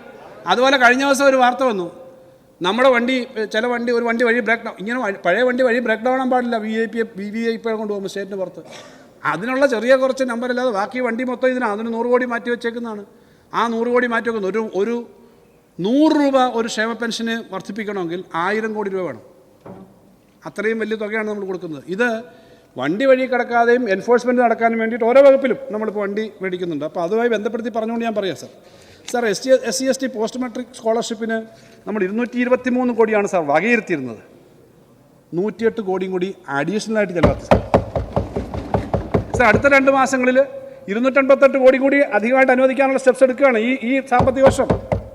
സാർ പിന്നോക്ക വിഭാഗ കോർപ്പറേഷനും പട്ടികജാതി പട്ടികവർഗ വികസന കോർപ്പറേഷനും മുൻ വർഷത്തെക്കാളും ഉയർന്ന തുക നൽകി. പട്ടികജാതി വകുപ്പിന് കീഴിൽ പ്രവർത്തിക്കുന്ന പ്രീ മെട്രിക് ഹോസ്റ്റലുകളിൽ അന്തേവാസികളുടെ മെസ് അലവൻസ് 2500 രൂപയിൽ നിന്നും 3125 രൂപയാക്കി വർദ്ധിപ്പിച്ചു. സാർ പോസ്റ്റ് മെട്രിക് ഹോസ്റ്റലിലെ അന്തേവാസികളുടെ മെസ് അലവൻസ് 2875 രൂപയിൽ നിന്നും 3575 രൂപയായും വർദ്ധിപ്പിച്ചിട്ടുണ്ട്. സാർ ഇതൊക്കെ ഇപ്പോൾ ചെയ്തതാണ്. Sir Ayyankali memorial model residential sports സ്കൂളിലെ പ്രതിദിന അലവൻസ് 200 രൂപയിൽ നിന്ന് 250 രൂപയായി വർദ്ധിപ്പിച്ചു. സാർ പോസ്റ്റ് മെട്രിക് ആനുകൂല്യങ്ങൾ അനുവദിക്കുന്നതിനുള്ള ആനുപാതിക സംസ്ഥാന വിഹിതമായി നിശ്ചയിച്ചിരുന്ന 73 കോടി രൂപ പൂർണ്ണമായും ചെലവഴിക്കുകയും 43.77 കോടി രൂപ അധികമായി നൽകുകയും ചെയ്തു. സാർ ഇത്ര അധികമായി നൽകിയിട്ടാണ് പകുതി വെട്ടിക്കുറച്ചെന്ന് പറയുന്നത്. അതൊന്ന് മനസ്സിലാക്കണം, ഇതൊന്ന് നോട്ട് ചെയ്തെടുക്കുന്നത് നന്നാവും. സാർ പട്ടികജാതി വിഭാഗക്കാരുടെ സ്കോളർഷിപ്പ് ആനുകൂല്യം ഞങ്ങൾ വെറുതെ സുപ്രഭാതത്തിൽ വന്ന് വെട്ടിക്കുറച്ചത് ഗവൺമെൻറ് ഓർഡറല്ലേ, ഗവൺമെൻറ് ഉത്തരവല്ലേ വെട്ടിക്കുറച്ചത്, അതല്ലേ ഞങ്ങളൊന്ന് വായിച്ചത്. അങ്ങ് ഞങ്ങളെ പരിഹസിക്കുന്ന എന്തിനാണ്? ഞങ്ങളെപ്പോഴും ഗവൺമെൻറ് ഉത്തരവിറക്കി വെട്ടിക്കുറച്ചതിൻ്റെ ഐറ്റംസ് അല്ലേ പറഞ്ഞത്. ഞാനിവിടെ കോട്ട് ചെയ്തല്ലോ ഈ ഹൗസിൽ വന്ന്. പിന്നെ അങ്ങ് എന്തൊക്കെയാണ് പറഞ്ഞു? അങ്ങ് പറഞ്ഞു പ്ലാൻ സൈസ് 60,000. അങ്ങിപ്പോൾ എനിക്ക് മറുപടി വന്നപ്പോൾ പറഞ്ഞു ഇന്നത്തെ പ്ലാൻ സ്പേസ് എന്താണ്? ഈ LSCD ഒഴിച്ചുള്ള ബാക്കിയുള്ള പ്ലാൻ്റെ എത്രയാണ് ഇതുവരെ ചിലവായിരിക്കുന്നത്? 46.27%. ഇന്നത്തെ പ്ലാൻ സ്പേസാണ്. ഇതൊക്കെ യാഥാർത്ഥ്യമല്ലേ? അങ്ങ് ഗവൺമെൻറ് ഉത്തരവിൽ പറഞ്ഞ കാര്യം ഞങ്ങൾ ഹൗസിൽ പറഞ്ഞതിന് ഞങ്ങളെ ദയവ് ചെയ്ത് പരിഹസിക്കരുത്. പരിഹസിക്കുന്ന രീതി എനിക്കില്ല. ഞാനങ്ങനെ പരിഹസിക്കുന്ന സാധാരണ എടുക്കുന്ന സമയം എടുക്കുന്നതല്ല, സാധാരണ എടുക്കാറില്ല. ഇവിടെ ആരാണ് പരിഹസിക്കുന്നതെന്നും ഇല്ലാത്ത കാര്യങ്ങൾ പറയുന്നതൊക്കെ ഇതെല്ലാവരും കേട്ടുകൊണ്ടിരിക്കുകയാണല്ലോ. സാർ ഞാനിവിടെ പറഞ്ഞെന്താ 50% നിന്നുള്ള ഒരു അറേഞ്ച് ചെയ്തു എന്നുള്ള സർക്കുലർ അങ്ങ് വായിച്ചു. അപ്പോൾ തന്നെ ഇവിടെ പറഞ്ഞു വന്ന്. സാർ ഇത് ഫാക്ട് അങ്ങ് ഇവിടെ പറഞ്ഞത് അത് കണ്ടിട്ടായിരിക്കും, ഒരു പക്ഷേ തെറ്റിദ്ധരിച്ചിട്ടായിരിക്കും. പക്ഷേ യഥാർത്ഥത്തിൽ പേയ്മെൻറ്റ് നടത്തിയതാണ് ഞാനിവിടെ പറയുന്നത്. അത് ഞാൻ പറയണ്ടേ? ഈ സഭയ്ക്കകത്ത് ഇങ്ങനെ കൊടുത്തു എന്നുള്ളത് ഞാൻ പറഞ്ഞില്ലെങ്കിൽ രേഖ വരുമോ? സാർ ജിയോയ്ക്കകത്ത് വന്നതിനകത്ത് ഇവിടെ റൂൾ 300 അനുസരിച്ച് പറഞ്ഞതിനെ ഒന്നും ബാധിക്കത്തില്ല. സ്കോളർഷിപ്പുകൾ സാധാരണ ആളുകളുടെ കൂലി പ്ലാനിനകത്ത് 2 ഭാഗമുണ്ടെന്ന് അങ്ങേക്കും അറിയാം. ഇവിടെ ഇരിക്കുന്ന ദീർഘകാലം ഭരണത്തിലെ ചുമതലകൾ വെച്ച പ്രധാനപ്പെട്ട നേതാക്കന്മാർ അപ്പുറത്തും ഇരിക്കുന്നത്. സാർ പ്ലാനിനകത്ത് 2 ഭാഗമുണ്ട്. നമ്മുടെ പ്ലാനിനകത്ത് അതിൻ്റെ റവന്യൂ സൈഡുണ്ട്, ഈ കൂലി ഡെയിലി വേജസ് അങ്ങനെ കൊടുക്കുന്നത് നമ്മൾ കുറയ്ക്കാനേ പറ്റില്ല. അങ്ങനെയുള്ളതിനകത്ത് കുറയ്ക്കുന്ന പ്രശ്നമില്ല. അതിനകത്ത് അതുപോലെയാണ് സ്കോളർഷിപ്പും. ഇതുപോലെ ഭക്ഷണം കഴിക്കാനുള്ള പൈസ കൊടുക്കാനുള്ളത് നമുക്ക് വെട്ടാൻ പറ്റുമോ? അങ്ങനെയുള്ളതിനകത്ത് കുറയ്ക്കുന്നില്ല, റീഅറേഞ്ച് ചെയ്യും. ആവശ്യമുള്ളവരും അവസാനം ഈ വർഷത്തെ കണക്ക് അവസാനം എടുക്കുമ്പോൾ ആ കണക്കിനകത്ത് കുറെ കൂടി വരുമെന്നുള്ളതിനകത്ത് യാതൊരു സംശയവും. അതുകൊണ്ട് ഞാൻ പറഞ്ഞത് സാർ, അതുകൊണ്ട് ആരെയും പരിഹസിക്കാനല്ല. പക്ഷേ ഇങ്ങനെ ഈ കാര്യം ആവർത്തിച്ച് പറയുമ്പം ജനങ്ങളുടെ ഇടയിൽ ചെല്ലുന്നത് ഒന്നും കൊടുക്കുന്നില്ല അങ്ങനല്ല സാർ. കൊടുക്കുന്നില്ലെങ്കിൽ എങ്ങനെ സാർ 1,59,000 കോടി രൂപ കൊടുത്തിടത്തുനിന്ന് 1,78,000 കോടി ഈ വർഷം ആയത്? സാർ 10-12,000 കോടി രൂപ 15,000 കോടി രൂപ ഈ വർഷം അധികം ചിലവ് കഴിഞ്ഞ വർഷത്തേക്കാൾ അധികമാവുന്ന എങ്ങനെയാണ് സാർ? 1 രൂപയെങ്കിലും ഞങ്ങൾ ആരെങ്കിലും നേരിട്ട് ചിലവാക്കാൻ പറ്റുമോ? സിസ്റ്റത്തിനകത്തൂടെ ചിലവാക്കാൻ പറ്റൂ. ഏതൊരു കാര്യത്തിനകത്തും സിസ്റ്റത്തിനകത്തൂടെ ചിലവാക്കാൻ പറ്റും. ഓഡിറ്റുണ്ട്, കൃത്യമായ കണക്കുണ്ട്. അതനുസരിച്ചിട്ട് 10-12,000 കോടി രൂപ അധികം ചിലവാക്കിയിട്ടും എപ്പോഴും ചിലവാക്കുന്നില്ല എന്ന് പറയുമ്പോൾ ഉള്ള വിഷമം കൊണ്ട് പറഞ്ഞതാണ്. അത് സ്വാഭാവികമായിട്ടും ഇതിൻ്റെ ഒരു ചുമതല വഹിക്കുന്ന ഒരാളെന്ന നിലയിൽ വിഷമം ഉണ്ടാവുന്നതിന് തെറ്റുണ്ട് സാർ. അതുകൊണ്ട് പറഞ്ഞാണ് സാർ. സാർ 2.5 ലക്ഷം രൂപയ്ക്ക് താഴെ കുടുംബ വരുമാനമുള്ള SC/ST വിഭാഗത്തിന് മാത്രമേ ഉള്ളൂ കേന്ദ്രത്തിൻ്റെ സ്കോളർഷിപ്പ്. നമ്മളിവിടെ അങ്ങനല്ല, ഇവിടെ എല്ലാവർക്കും കൊടുക്കുന്നു എന്നുള്ളതാണ് ഇവിടുത്തെ പ്രത്യേകത. സാർ ഇവിടെ അങ്ങനെയാണ്, കേരളത്തിൽ അങ്ങനെയാണ്, കേന്ദ്രം അങ്ങനെയല്ലെന്നേ പറഞ്ഞുള്ളൂ. ലൈഫ് മിഷൻ്റെ പദ്ധതിയിലൂടെ ഇപ്പോൾ 4,27,736 വീട് പൂർത്തിയാക്കി സാർ. ആളുകൾ അവർ താമസം തുടങ്ങി. സാർ ഒരു തദ്ദേശ സ്ഥാപനത്തിൽ ഏകദേശം 400 പുതിയ വീടുകൾ ഈ സമയത്ത് വന്നിട്ടുണ്ട്. സാർ ഇപ്പോൾ ഈ വർഷം ചരിത്രത്തിലെ ഏറ്റവും അധികം വർധന 1,180 കോടി രൂപയാണ് ലൈഫിൽ മാത്രം മാറ്റിവെച്ചത് ഈ വർഷം. 1 ലക്ഷം പുതിയ വീട് എന്തായാലും അത് പൂർത്തീകരിക്കാൻ കഴിയും എന്നുള്ള തരത്തിൽ തന്നെയാണ് സാർ. സാർ ലോകത്ത് എവിടെ ഉണ്ട് സാർ? നേരത്തെ ഇവിടെ മെമ്പർമാർ പറഞ്ഞ പോലെ 5 ലക്ഷം വീടൊക്കെ മുഴുവനും സർക്കാർ ചെയ്തു കൊടുക്കുന്ന ഏത് സ്ഥലമുണ്ട് സാർ?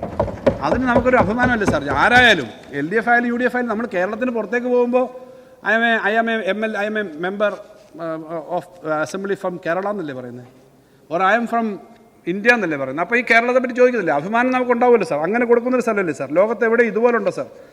സാർ ഇത് കേരളത്തിൽ നേരത്തെ ഇതിനെ സംബന്ധിച്ചൊക്കെ വലിയ വിവാദങ്ങളൊക്കെ വരുന്ന പഴയ ചരിത്രമൊന്നും ഞാൻ പറയുന്നില്ല. ഞാൻ പഴയ സംഭവങ്ങൾ ഓർമ്മിപ്പിച്ചിട്ട് പ്രകോപനം ഉണ്ടാക്കുന്നില്ല സാർ. ലൈഫ് പദ്ധതിയോട് എങ്ങനെയാണ് സമീപനം എടുത്തതെന്നും ED വിളിച്ചു വരുത്തിയതെന്നും ഒക്കെയുള്ള കാര്യമൊന്നും ഞാൻ പറയുന്നില്ല. കാരണം അത്രയ്ക്ക് ബുദ്ധിമുട്ടുണ്ടാക്കിയ കാര്യം അതിനാൽ പോലും അത് ഞാൻ പറയുന്നില്ല സാർ. സാർ, ഫ്ലാറ്റിൻ്റെ വടക്കാഞ്ചേരി ഫ്ലാറ്റ് കേസ് ഇങ്ങനെയൊക്കെയുള്ള എത്രയോ കാര്യങ്ങൾ നേരത്തെ ഉണ്ടായതാ സാർ. ഞാനതൊന്നും പറയുന്നില്ല സാർ. സാർ, 4 ലക്ഷം മനുഷ്യരോട് ചോദിച്ചാൽ അവർ താമസിക്കുന്നുണ്ടല്ലോ, അവരുടെ കുടുംബങ്ങളോട് ചോദിച്ചാൽ പറയും എന്താണ് ഈ പദ്ധതി, എന്താണ് LDFും UDFും എന്ന വ്യത്യാസം.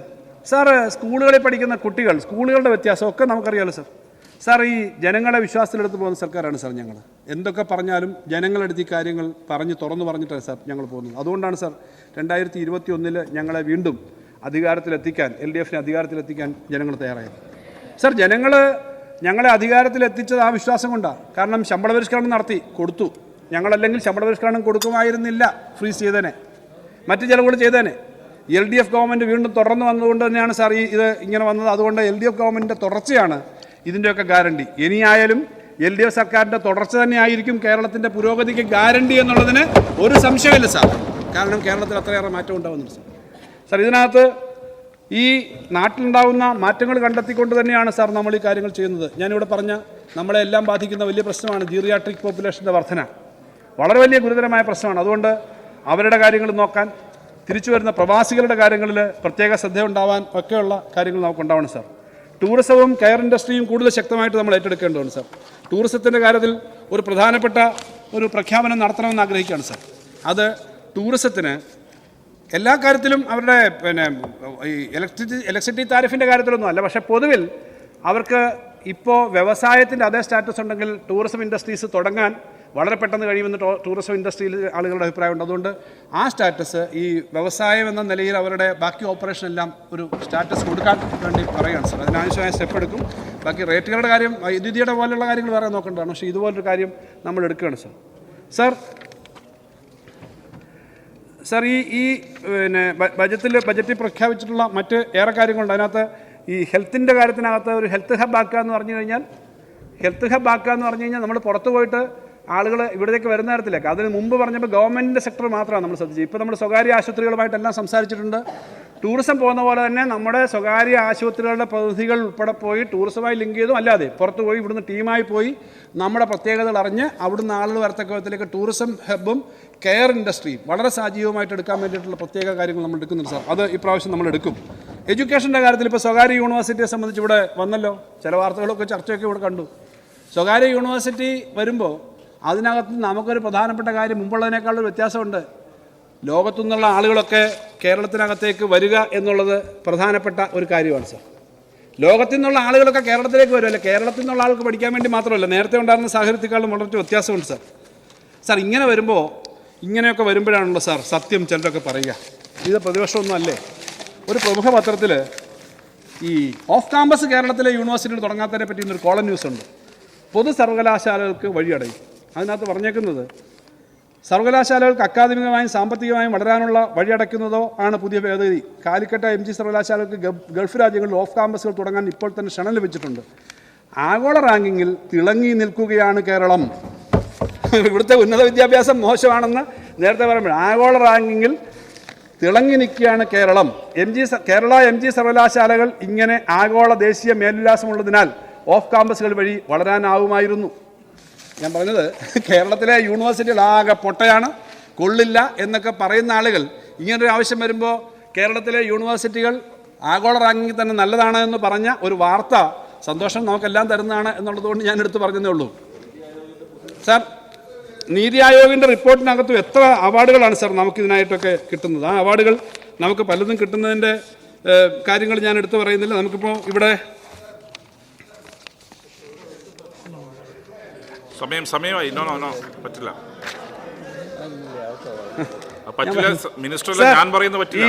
കേരളത്തിലെ കെയർ ഹോംസിന്റെ കാര്യം ഞാൻ പറഞ്ഞു സാർ. ഈ പ്രവാസികളുമായിട്ടുള്ള നമ്മുടെ സംസ്ഥാനത്തെ പ്രവർത്തനങ്ങൾ, പ്രവാസികളുടെ കാര്യത്തിനകത്ത് ഇവിടെ റിവേഴ്സ് മൈഗ്രേഷൻ്റെ കാര്യത്തിൽ നമ്മുടെ Ranni member Shri Pramod Narayan reverse migration ഉൾപ്പെടെയുള്ള കാര്യങ്ങൾ ചില കാര്യങ്ങൾ പറഞ്ഞിട്ടുണ്ട്. അതിൻ്റെ പോളിസി വേണം. നമ്മുടെ ലോക കേരള സഭയുടെ മീറ്റിങ്ങിനകത്തൊക്കെ അവരും ഈ പ്രവാസി മിഷൻ പോലെ എന്തെങ്കിലും വേണം അവരുടെ കാര്യങ്ങൾ നോക്കാൻ. അങ്ങനെയുള്ള കാര്യങ്ങൾക്കൊരു സമീപനം നമുക്ക് എടുത്തിട്ട് ഇപ്പോഴത്തെ ഒരു പുതിയ സാഹചര്യത്തിൽ പ്രവാസികളുടെ കാര്യത്തിൽ ആ കാര്യങ്ങൾ എടുക്കാൻ വേണ്ടിയിട്ടുള്ള നിലപാടെടുക്കാം സാർ. സർ, നമ്മുടെ വനം വന്യജീവി മേഖല എല്ലാ ദിവസവും നമുക്ക് വിഷമം ഉണ്ടാക്കുന്ന കാര്യങ്ങൾ ഇന്നും ഉണ്ട്. അതിനകത്ത് ഇപ്പം വളരെ പക്വതയോടുകൂടി തന്നെയാണ് പ്രതിപക്ഷം ആ കാര്യത്തിൽ പറയുന്നത്. നമുക്കിപ്പോൾ ഇതിനെ എങ്ങനെ കൈകാര്യം ചെയ്യാൻ പറ്റും? സാർ, ഇതിനകത്ത് നമ്മളൊരു ഓൾ പാർട്ടി ഡെലിഗേഷൻ ഒന്നും പോയിട്ട് മാത്രം കാര്യമില്ല. ഇവിടെ ബഹുമാനപ്പെട്ട ശ്രീ മുനീർ MLA പറഞ്ഞതുപോലെ പാമ്പിനോടെയും മൃഗത്തിനോടെയും ഒക്കെ ഒരു തീരുമാനം എടുത്ത് സർക്കുലർ കൊടുക്കാനൊന്നുമല്ല ഗവൺമെൻറ് ഇരിക്കുന്നത്. സാർ, ഇവിടുന്ന് ഈ കാര്യത്തിനകത്ത് തീരുമാനം എടുക്കുമ്പോൾ നമുക്ക് കേരളത്തിൽ തന്നെ ഇത്തരം കാര്യങ്ങൾ വളരെ സീരിയസ് ആയ ഡിസ്കഷൻ ഇൻ്റർനാഷണൽ മേഖലയിലുള്ള വനശാസ്ത്ര മേഖലയിലുള്ളവരെ വിളിച്ചു വരുത്തണം, കേന്ദ്ര ഗവൺമെൻറ്റുമായിട്ട് ചർച്ച ചെയ്യണം. നമുക്ക് ലോകത്ത് എങ്ങനെയാണ് ഇത് കൈകാര്യം ചെയ്യുന്നത്? സാർ, അവിടെ എല്ലാം കള്ളിങ് എന്ന് പറയുന്ന ഒരു സംവിധാനമുണ്ട്. കള്ളിങ് ഏത് വലിയ പിന്നെ ഇതുപോലുള്ള ഫോറസ്റ്റ് ഡെസ്റ്റിനേഷനിൽ ചെന്നാൽ അവിടുത്തെ മൃഗങ്ങളുടെ ഇറച്ചി തന്നെ അവിടെ വെച്ചിട്ടുണ്ട്. മാനും നമ്മൾ സാധാരണ പ്രതീക്ഷിക്കുന്ന സാധനങ്ങൾ മാത്രം ആനയും മുതലയും ഉൾപ്പെടെയുള്ളവരുടെ ഇറച്ചി വെച്ചിട്ടുണ്ട്, പാമ്പുണ്ട്. ഇതൊക്കെ അവർക്കൊരു കള്ളിങ് എന്ന് പറയുന്ന സിസ്റ്റം ഉണ്ട് സാർ. ആ കള്ളിങ് എന്ന് പറയുന്ന സിസ്റ്റം നമുക്ക് ശാസ്ത്രീയമായിട്ടുണ്ടാവണം. 1970കളിൽ പ്രകൃതി സംരക്ഷിക്കാനുണ്ടാവുന്ന നിയമം ശ്രീമതി ഇന്ദിരാഗാന്ധിയുടെ കാലത്ത് അന്നുണ്ടായ നിയമം അല്ല ഇപ്പോൾ അതേപോലെയല്ല. അപ്പോൾ അതുകൊണ്ട് ശാസ്ത്രീയമായ ഒരു പഠനം നടത്തി കാര്യം വേണം. നമുക്കതിന് ഇൻ്റർനാഷണലായിട്ടുള്ള ഒരു കാര്യങ്ങൾ ചെയ്യുന്നതിന് വേണ്ടിയിട്ടുള്ള മീറ്റിങ്ങുകളും വേണം. കേന്ദ്ര ഗവൺമെൻറ്റിനോട് ഇത് ആവശ്യപ്പെട്ടിട്ട് ഇത് സപ്പോർട്ട് കിട്ടണം. അത് കേരളത്തിൻ്റെ മാത്രമല്ല, നീൽഗായി എന്ന് പറയുന്ന ഒരു മൃഗമുണ്ട്, നമ്മുടെ മ്ലാവിൻ്റെ കൂട്ടുള്ളതാണ്. ഈ ഉത്തരേന്ത്യ പഞ്ചാബിലും ഹിമാചലിലും ഒക്കെ മുഴുവൻ കൃഷി സാധനം ഇറങ്ങി തിന്നുകയാണ് നീൽഗായി. അപ്പോൾ ഇങ്ങനെയൊക്കെയുള്ള മൃഗങ്ങളെ നിയന്ത്രിക്കാൻ വേണ്ടിയിട്ടുള്ള കാര്യങ്ങൾ നമുക്ക് വേണം. അതിനുള്ള കാര്യങ്ങൾ നമുക്ക് ചെയ്യണം സാർ. സാർ, ഇവിടെ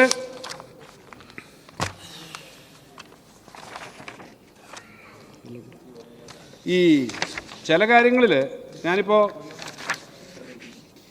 ഇവിടെ പറഞ്ഞു, ഈ ശ്രീ മുനീർ MLA അദ്ദേഹം ഇല്ല ഇവിടെ, വളരെ വികാരഭരിതനായിട്ടാണ് അദ്ദേഹം സംസാരിച്ചത്. അത്ര വികാരഭരിതനായ എന്തിനാണെന്ന് എനിക്ക് മനസ്സിലായിട്ടില്ല. ഞാൻ പിന്നെ ഒന്ന് രണ്ട് സുഹൃത്തുക്കളോട് ചോദിച്ചു എന്താണ് അതായിരിക്കും. ഞാനപ്പോൾ അദ്ദേഹം പറഞ്ഞു, അദ്ദേഹത്തിൻ്റെ ആക്ഷേപഹാസ്യം നല്ലത് തന്നെ. ഈ കെ പാമ്പ്, കെ പട്ടി എന്നൊക്കെ പറഞ്ഞാൽ അതൊക്കെ ആയിക്കോട്ടെ. ഇവിടെ നമുക്ക് പാമ്പ് കടി വഴിയുള്ള മരണം കുറയ്ക്കാൻ ഒരു പ്രത്യേക പദ്ധതി ഫോറസ്റ്റ് വകുപ്പ് ഏർപ്പെടുത്തിയിട്ടുണ്ട്. അതിനകത്ത് ഞാൻ മനസ്സിലാക്കുന്നത് നമ്മുടെ നാട്ടിൽ ഈ പാമ്പിൻ്റെ ആന്റിവനം കൂടുതലുണ്ടാവണമെന്ന്.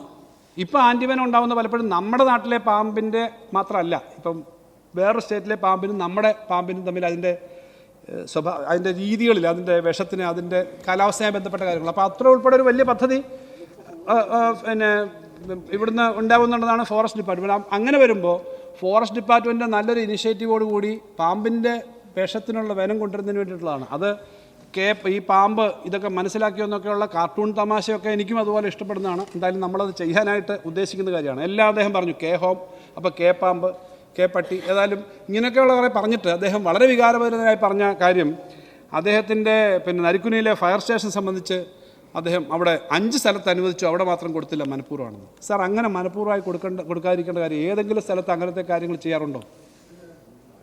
മനഃപൂർവ്വമായി കൊടുക്കാതിരിക്കേണ്ട കാര്യം എന്താ സാർ?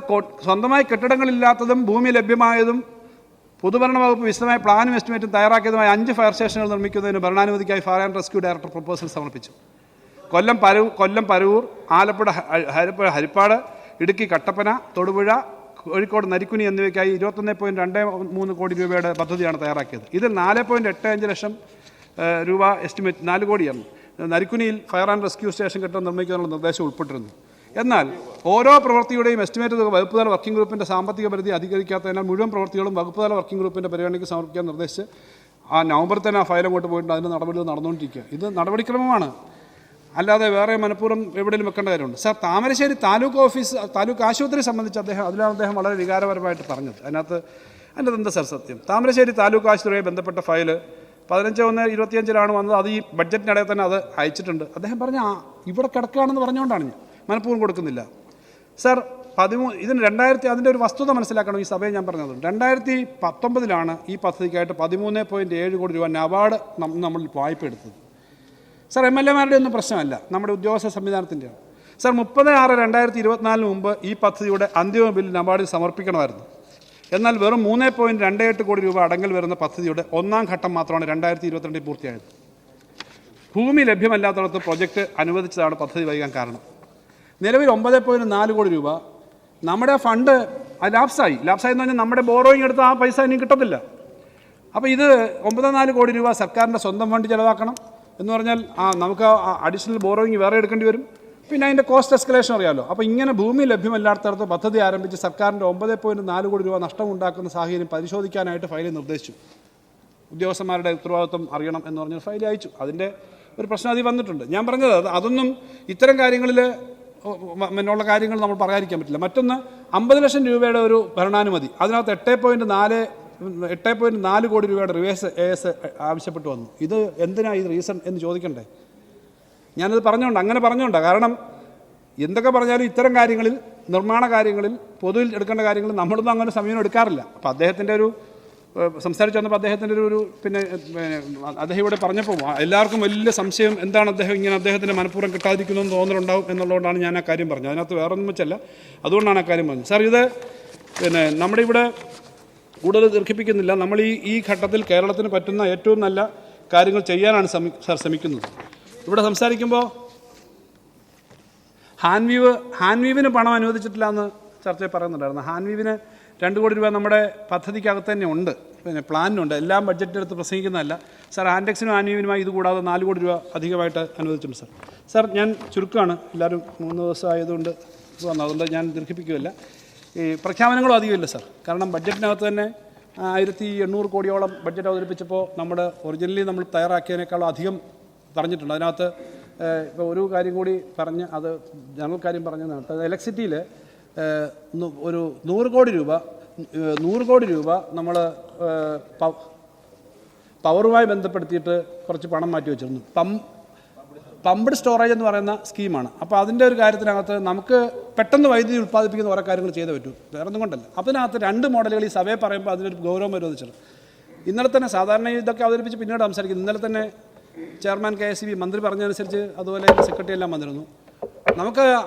ഞാൻ അവരോട് പറഞ്ഞു, ഗവൺമെൻറ് കൊടുക്കുന്ന പണം ഇൻവെസ്റ്റ്മെൻ്റായിട്ട് തന്നെ കാണണം. അതൊരു കൺസെഷനായിട്ട് എടുത്തിട്ട് 12 രൂപ ചിലവാകുന്ന കറണ്ട് പദ്ധതി ഇന്ന് ഉണ്ടാക്കണ്ട. എത്രയാണോ ഏറ്റവും കുറഞ്ഞുണ്ടാവണം. പമ്പ് ചെയ്തിട്ട് നമുക്ക് കറണ്ട് ഉണ്ടാക്കാവുന്ന സ്ഥലങ്ങളുണ്ട്, വളരെ പെട്ടെന്ന് ചെയ്യാവുന്നുണ്ട്. അങ്ങനെ ഒരു കാര്യത്തിന് വേണ്ടിയിട്ടൊരു പിന്നെ ഇൻവെസ്റ്റ്മെൻറ്റ് എന്ന നിലയിൽ തോട്ടിയാറിൽ ഇപ്പോൾ ആ പദ്ധതി ചെയ്യാം. അതൊരു വർഷം കൊണ്ട് തന്നെ പൂർത്തീകരിക്കാവുന്നതാണ് അവർ പറഞ്ഞത്. നമ്മളിത് കൊടുക്കുകയാണ്, നമ്മുടെ ഒരു ബേസിക് തുക കൊടുത്ത് ബാക്കി കൂടെ വരും. ഇങ്ങനെയുള്ള ധാരാളം പദ്ധതികൾ വരുന്നതിന് അത് പ്രേരണയാവും. കാരണം കറണ്ട് എക്കണോമിക്കലി നമുക്ക് കിട്ടും, നമുക്ക് അതിൻ്റെ ആവശ്യത്തിന് ലോണൊക്കെ കിട്ടുന്ന ഹൈഡ്രോ ഇലക്ട്രിക് കൊടുത്ത് കൊണ്ടുവരാം. അതിനപ്പോൾ ഇന്നലെ അവരോട് സംസാരിച്ചപ്പോൾ വന്ന ഒരു കാര്യം കൂടിയാണ്, ഹൈഡ്രോ ഇലക്ട്രിക് പദ്ധതികൾക്ക്, ചെറിയ മിനി ഹൈഡ്രോ ഇലക്ട്രിക് പദ്ധതികൾക്ക് കുറച്ചുകൂടി പദ്ധതി വെക്കുമെന്ന് ഞാൻ പറഞ്ഞിരുന്നു.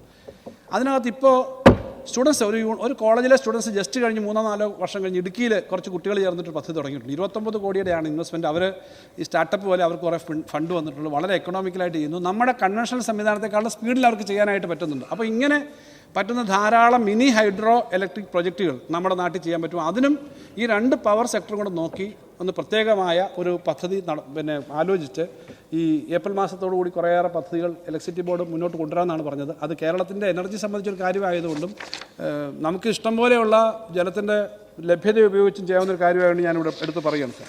സാർ, ഇവിടെ കുറേയേറെ നിർദ്ദേശങ്ങൾ വന്നിട്ടുണ്ട്. നിർദ്ദേശങ്ങൾ ഇനിയിപ്പോൾ നമ്മുടെ ഈ ടൈയിൽ വലിയ വ്യത്യാസം, കണക്കിനകത്ത് വലിയ വ്യത്യാസം വരുന്ന തരത്തിലേക്ക് എല്ലാം പണം മാറ്റിവെച്ച് ഞാൻ ചെയ്തിട്ടില്ല. ഏകദേശം കഴിഞ്ഞ വർഷം ചെയ്തതിനേക്കാളും 5000-6000 കോടി നിർമ്മാണ മേഖലയിൽ തന്നെ പ്ലാൻ ഇതുമായിട്ട് വന്നിട്ടുണ്ട്. അതുകൊണ്ട് ഞാൻ ചില പദ്ധതികളെപ്പറ്റി ഇവിടെ പറയാം. അതിനകത്ത് ഫണ്ടിൻ്റെ പ്രശ്നമില്ല. തിണ്ടു വരുമ്പോഴത്തേക്ക് ഉള്ള ഹെഡിനകത്തൊക്കെ ചെയ്യാൻ പറ്റുന്നതാണെന്ന് ഞാൻ ആത്മഹമായിട്ട് പറയും. കാരണം അതൊക്കെ ചെയ്യാൻ പറ്റുന്നതാണ്. അതിനകത്ത് ഇവിടെ AC ഷൺമുഖദാസ് അദ്ദേഹത്തിൻ്റെ മെമ്മോറിയലായിട്ട് ആയുർവേദ ഹോസ്പിറ്റലുണ്ട് ഇപ്പോൾ തന്നെ. അവിടെ ഒരു 2 കോടി രൂപയുടെ പിന്നെ ഒരു ayurvedic child and adolescent care സെൻ്ററിൻ്റെ വികസനത്തിനായി 2 കോടി രൂപ പകർത്തുന്നുണ്ട്. അദ്ദേഹം വളരെ ദീർഘകാലം നമ്മുടെ കൂടെ ഉണ്ടായിരുന്നതാണ്, ആരോഗ്യ രംഗത്ത് തന്നെ വളരെ പ്രവർത്തിച്ചതാണ്. സാർ, പ്രകൃതിക്ഷോഭത്തിന് ഇരയാകുന്ന കർഷകരുടെ ദുരിതാശ്വാസത്തിനായി 7.5 കോടി രൂപ ഇപ്പോൾ നമ്മുടെ ബഡ്ജറ്റിലുള്ളൂ. അതിനകത്ത് കുറച്ച് കുടിശ്ശികയുണ്ട്, അത് കൂട്ടണമെന്നാണ് പ്രത്യേകം നോട്ട് ചെയ്തത്. അതിന് കൊടുത്തു തീർക്കാനുള്ള പിന്നെ ഫണ്ട് കണ്ടെത്തി അത് കൊടുത്തു തീർക്കാനുള്ള നടപടി സ്വീകരിക്കും സാർ. സാർ, നാദാപുരം മണ്ഡലത്തിൽ വിലങ്ങാട് അവിടെ പ്രകൃതിക്ഷോഭം ഉണ്ടായതാണ്. അവിടുത്തെ മൊത്തം അസസ് ചെയ്യേണ്ടതാണ്.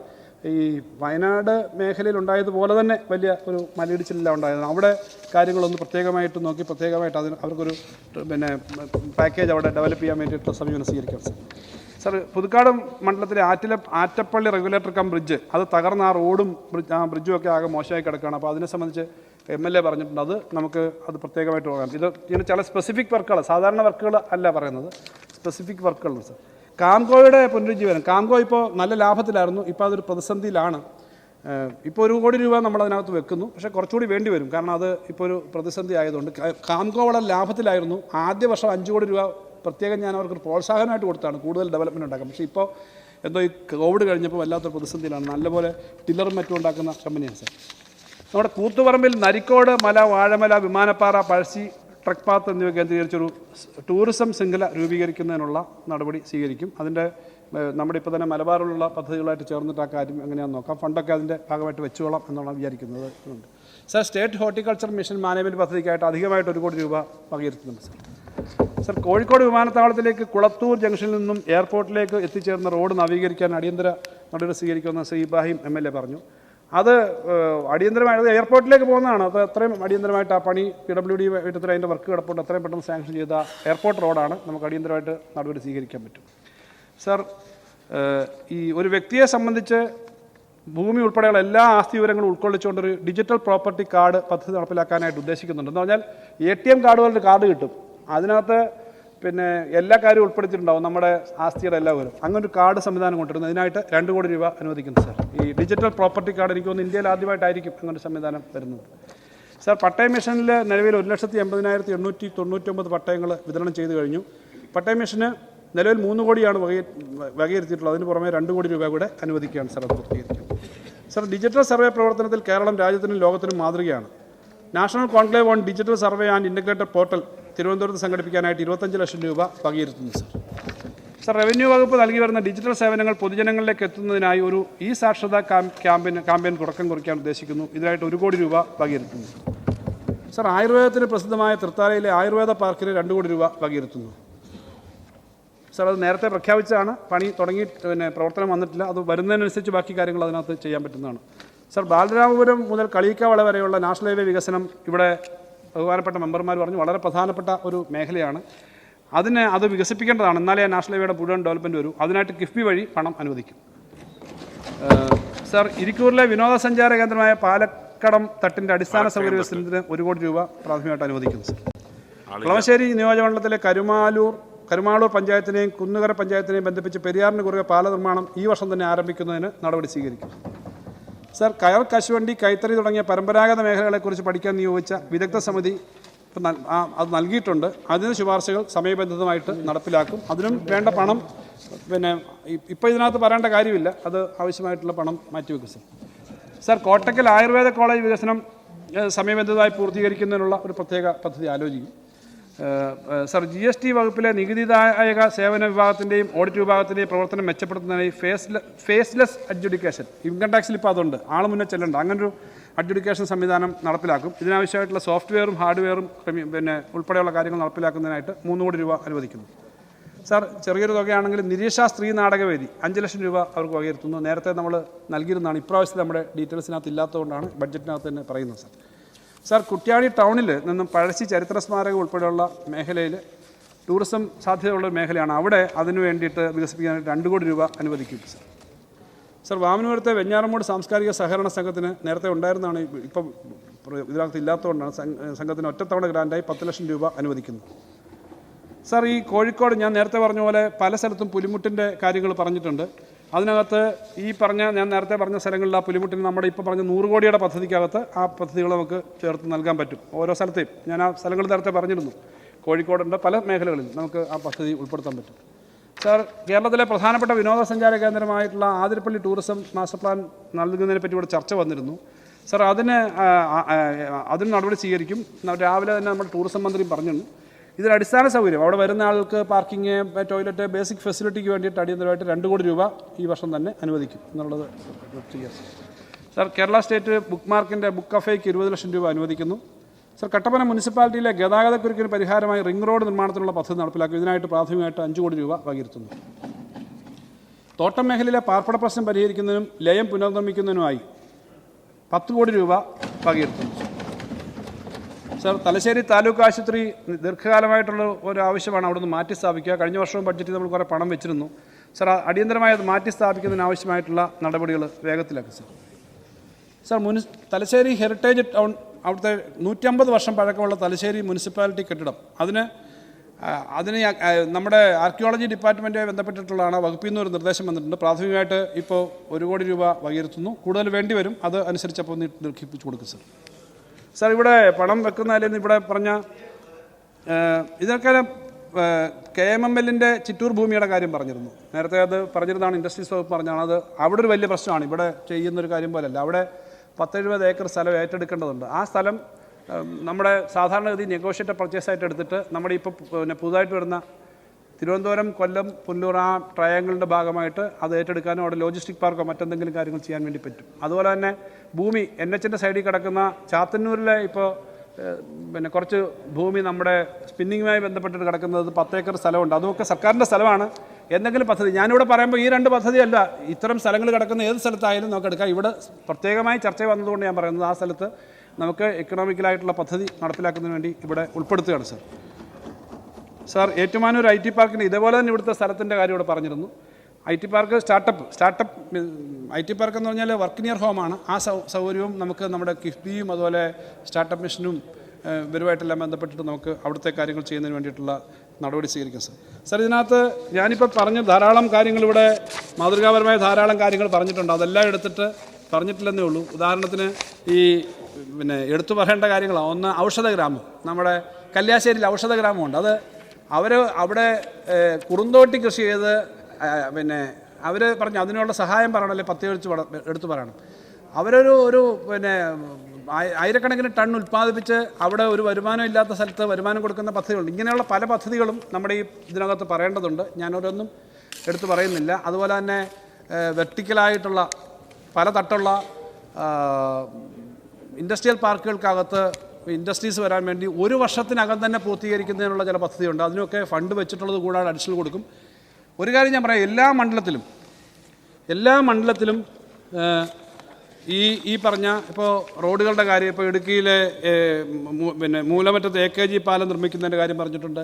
KSRTC മലപ്പുറം മെമ്പർ പറഞ്ഞു, അദ്ദേഹം പറഞ്ഞു മലപ്പുറത്ത് നമുക്ക് അത് പണം മാറ്റി വെച്ചിട്ടുണ്ട്, നമുക്ക് ഈ വർഷം തന്നെ അത് പൂർത്തീകരിക്കാൻ വേണ്ടിയിട്ടുള്ള നടപടി സ്വീകരിക്കാം. അതിനകത്ത് അഡ്മിനിസ്ട്രേറ്റീവ് അല്ലെങ്കിൽ ഡിപ്പാർട്ട്മെൻറ്റലായിട്ടുള്ള എന്തെങ്കിലും ആക്കണം വന്നു കഴിഞ്ഞാൽ അത് നോക്കി നമുക്ക് പെട്ടെന്ന് തന്നെ ആ കാര്യങ്ങൾ ചെയ്യാം എന്നുള്ളത് എടുത്ത് പറയുകയാണ്.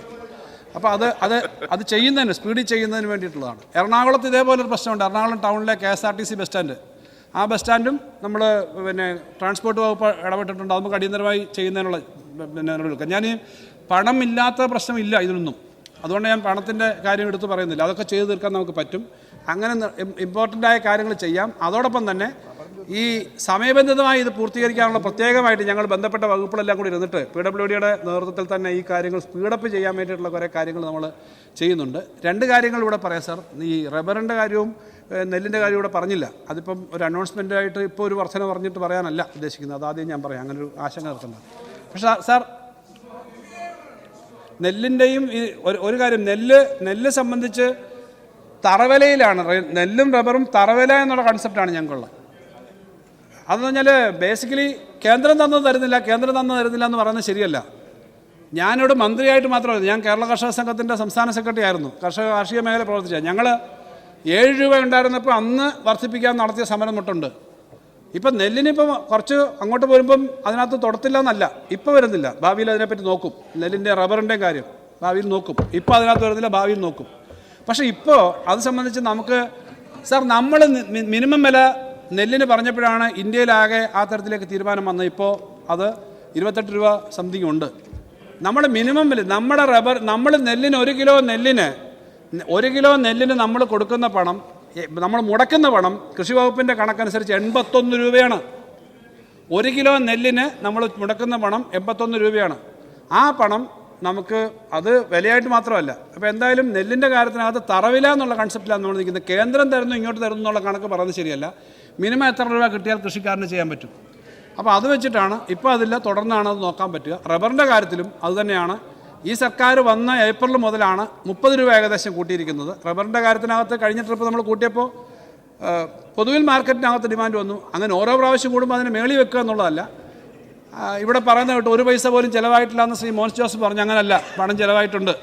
അപ്പോൾ അതിനകത്ത് പിന്നീട് നമുക്ക് നോക്കാം എന്നുള്ളതാണ്. ബാക്കി കാര്യങ്ങളിൽ ഇവിടെ അവിടുന്ന് പണമൊന്നും വെച്ചിട്ടില്ല, വേറെ കാര്യങ്ങൾ കിട്ടിയിട്ടില്ലെന്ന് പറഞ്ഞു. ഞാനതുകൊണ്ടാണ് പറഞ്ഞത് കൃത്യമായിട്ട് ഓരോ വർക്കിന് ഞാനിപ്പോൾ കുറുക്കോളിയുടെ ഒക്കെ ആ പേപ്പറുണ്ട് ഇവിടെ, തീർച്ചയായിട്ടും അത് നമുക്ക് നോക്കാം. ഞാൻ ഓരോന്ന് പറഞ്ഞാൽ ഓരോ വർക്കിൻ്റെ ആയിട്ട് എടുത്തു കഴിഞ്ഞാൽ എല്ലാ MLA മാരാണ്. അങ്ങനെ എടുക്കാൻ പറ്റില്ല. അങ്ങ് പറഞ്ഞു ഉൾപ്പെടെ നമുക്ക് ആ 20% വർക്കിനകത്ത് ഉൾപ്പെടുത്താം. ഞാൻ അതിപ്പോൾ എടുക്കുന്നില്ല. ഞാൻ എൻ്റെ എല്ലാ ലിസ്റ്റും ഉണ്ട്. ഞാൻ ഓരോ വർക്കും എടുക്കുന്നില്ല. ഒരു കാര്യം ഞാൻ പറയാം, ഈ പറയുന്നത് നമുക്ക് ചെയ്യാൻ പറ്റുന്ന തരത്തിലുള്ള കാര്യങ്ങൾ തന്നെയാണ്. നമുക്ക് കുറച്ച് കാര്യങ്ങളോട് ചെയ്യാൻ പറ്റും. എല്ലാം ഇപ്പോൾ അനൗൺസ് ചെയ്യേണ്ട കാര്യമില്ല എന്നുള്ളതുകൊണ്ടാണ്. സാർ, ഇത് സംബന്ധിച്ച് ഇനിയിപ്പോൾ ഇത് പൂർത്തീകരിക്കുമ്പോൾ ഇത് കണക്കങ്ങ് അവതരിപ്പിച്ച് നിർത്തിയാൽ പോലെ. നെല്ലും റബ്ബറുമാണ്. നെല്ലിൻ്റെ ഞാൻ പറഞ്ഞു, നെല്ലിൻ്റെ വളരെ കൃത്യമായിട്ട് നെല്ലിൻ്റെ റബ്ബറിൻ്റെയും പറഞ്ഞു. No no no no please. അല്ല നോ നോ അങ്ങ് സംസാരിച്ചോ അങ്ങ് അങ്ങോട്ട് നോക്കണ്ട. അല്ല, അത് കേട്ടു. ഹാൻഡ്ലിംഗ് ചാർജ്, ബാക്കി ഇവിടെ സിവിൽ സപ്ലൈസ് ഓപ്പറേഷൻ കൊടുക്കാനുള്ള കാര്യങ്ങൾ ഉൾപ്പെടെ. സാർ, സിവിൽ സപ്ലൈസ് കോർപ്പറേഷന്റെ കാര്യം കൂടി നമ്മൾ പറഞ്ഞോണ്ട. സിവിൽ സപ്ലൈസ് കോർപ്പറേഷൻ കഴിഞ്ഞ വർഷത്തെക്കാളും വർദ്ധിപ്പിച്ചെന്ന് മാത്രമല്ല, സിവിൽ സപ്ലൈസ് കോർപ്പറേഷന്റെ കേരള ബാങ്കിൽ കൊടുക്കാനുള്ള 1400 കോടി രൂപ ഉൾപ്പെടെ കഴിഞ്ഞ വർഷം നമ്മൾ അവസാനം മാർച്ചിൽ കൊടുത്തു. ഇനിയും ആ കാര്യങ്ങൾ പരിഹരിക്കാനാണ്. അതുകൊണ്ട് കുടിശ്ശിക എപ്പോഴും ഇങ്ങനെ ഓരോ സമയത്തും ഉണ്ടാവും. അതെല്ലാം കൊടുത്തു തീർക്കും, ബാക്കി കാര്യങ്ങൾ ചെയ്യും. ഈ പറഞ്ഞതിനപ്പുറം ഇനിയിപ്പോൾ ഇല്ല, കണക്കൂടെ അവതരിപ്പിച്ചിട്ട് അവസാനിപ്പിക്കാം. കാരണം ഇതിനകത്ത് ടൈയുടെ പുതിയ ലിസ്റ്റ് വെക്കണം. അതോടെ പറഞ്ഞ് ഞാൻ അവസാനിപ്പിക്കുകയാണ്.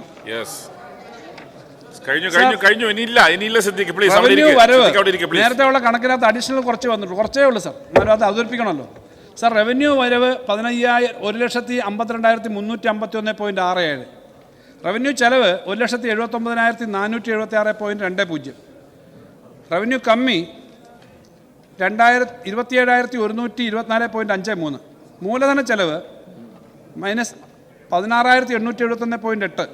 വായ്പകളും മുൻകൂറുകളും 1042.2. പൊതുക്കടം 40,848.21. പൊതുക്കണക്ക് 4,150. ആകെ കമ്മി -40.32. വർഷാരംഭ രൊക്കബാക്കി 234.35. വർഷാന്ത്യ രൊക്കബാക്കി 194.04. ഇപ്പോൾ പ്രഖ്യാപിച്ച അധിക ചെലവ് 1,820. ഇത് ബഡ്ജറ്റ് അവതരിപ്പിച്ചുള്ള കണക്കാണ്. 1,820.50 കോടിയായിരുന്നു അന്ന് നമ്മൾ അധികമായിട്ട് പ്രഖ്യാപിച്ചത്. ഇപ്പോൾ പ്രഖ്യാപിച്ച നികുതികളും ഇത് ബഡ്ജറ്റിൻ്റെ രേഖം തന്നെയാണ്. 9 കോടി. അധിക ഉപസമാഹരണം 366.46. ഇപ്പോൾ സഭയിൽ പ്രഖ്യാപിച്ച അധിക ചെലവ് 35.6. ഇത്രയേ ഉള്ളൂ ഇപ്പോൾ അധികം പ്രഖ്യാപിച്ച തുക. വർഷാന്ത്യ രൊക്കബാക്കി 1,305.06 മൈനസ്. ഇതാണ് എൻ്റെ കണക്ക് സാർ.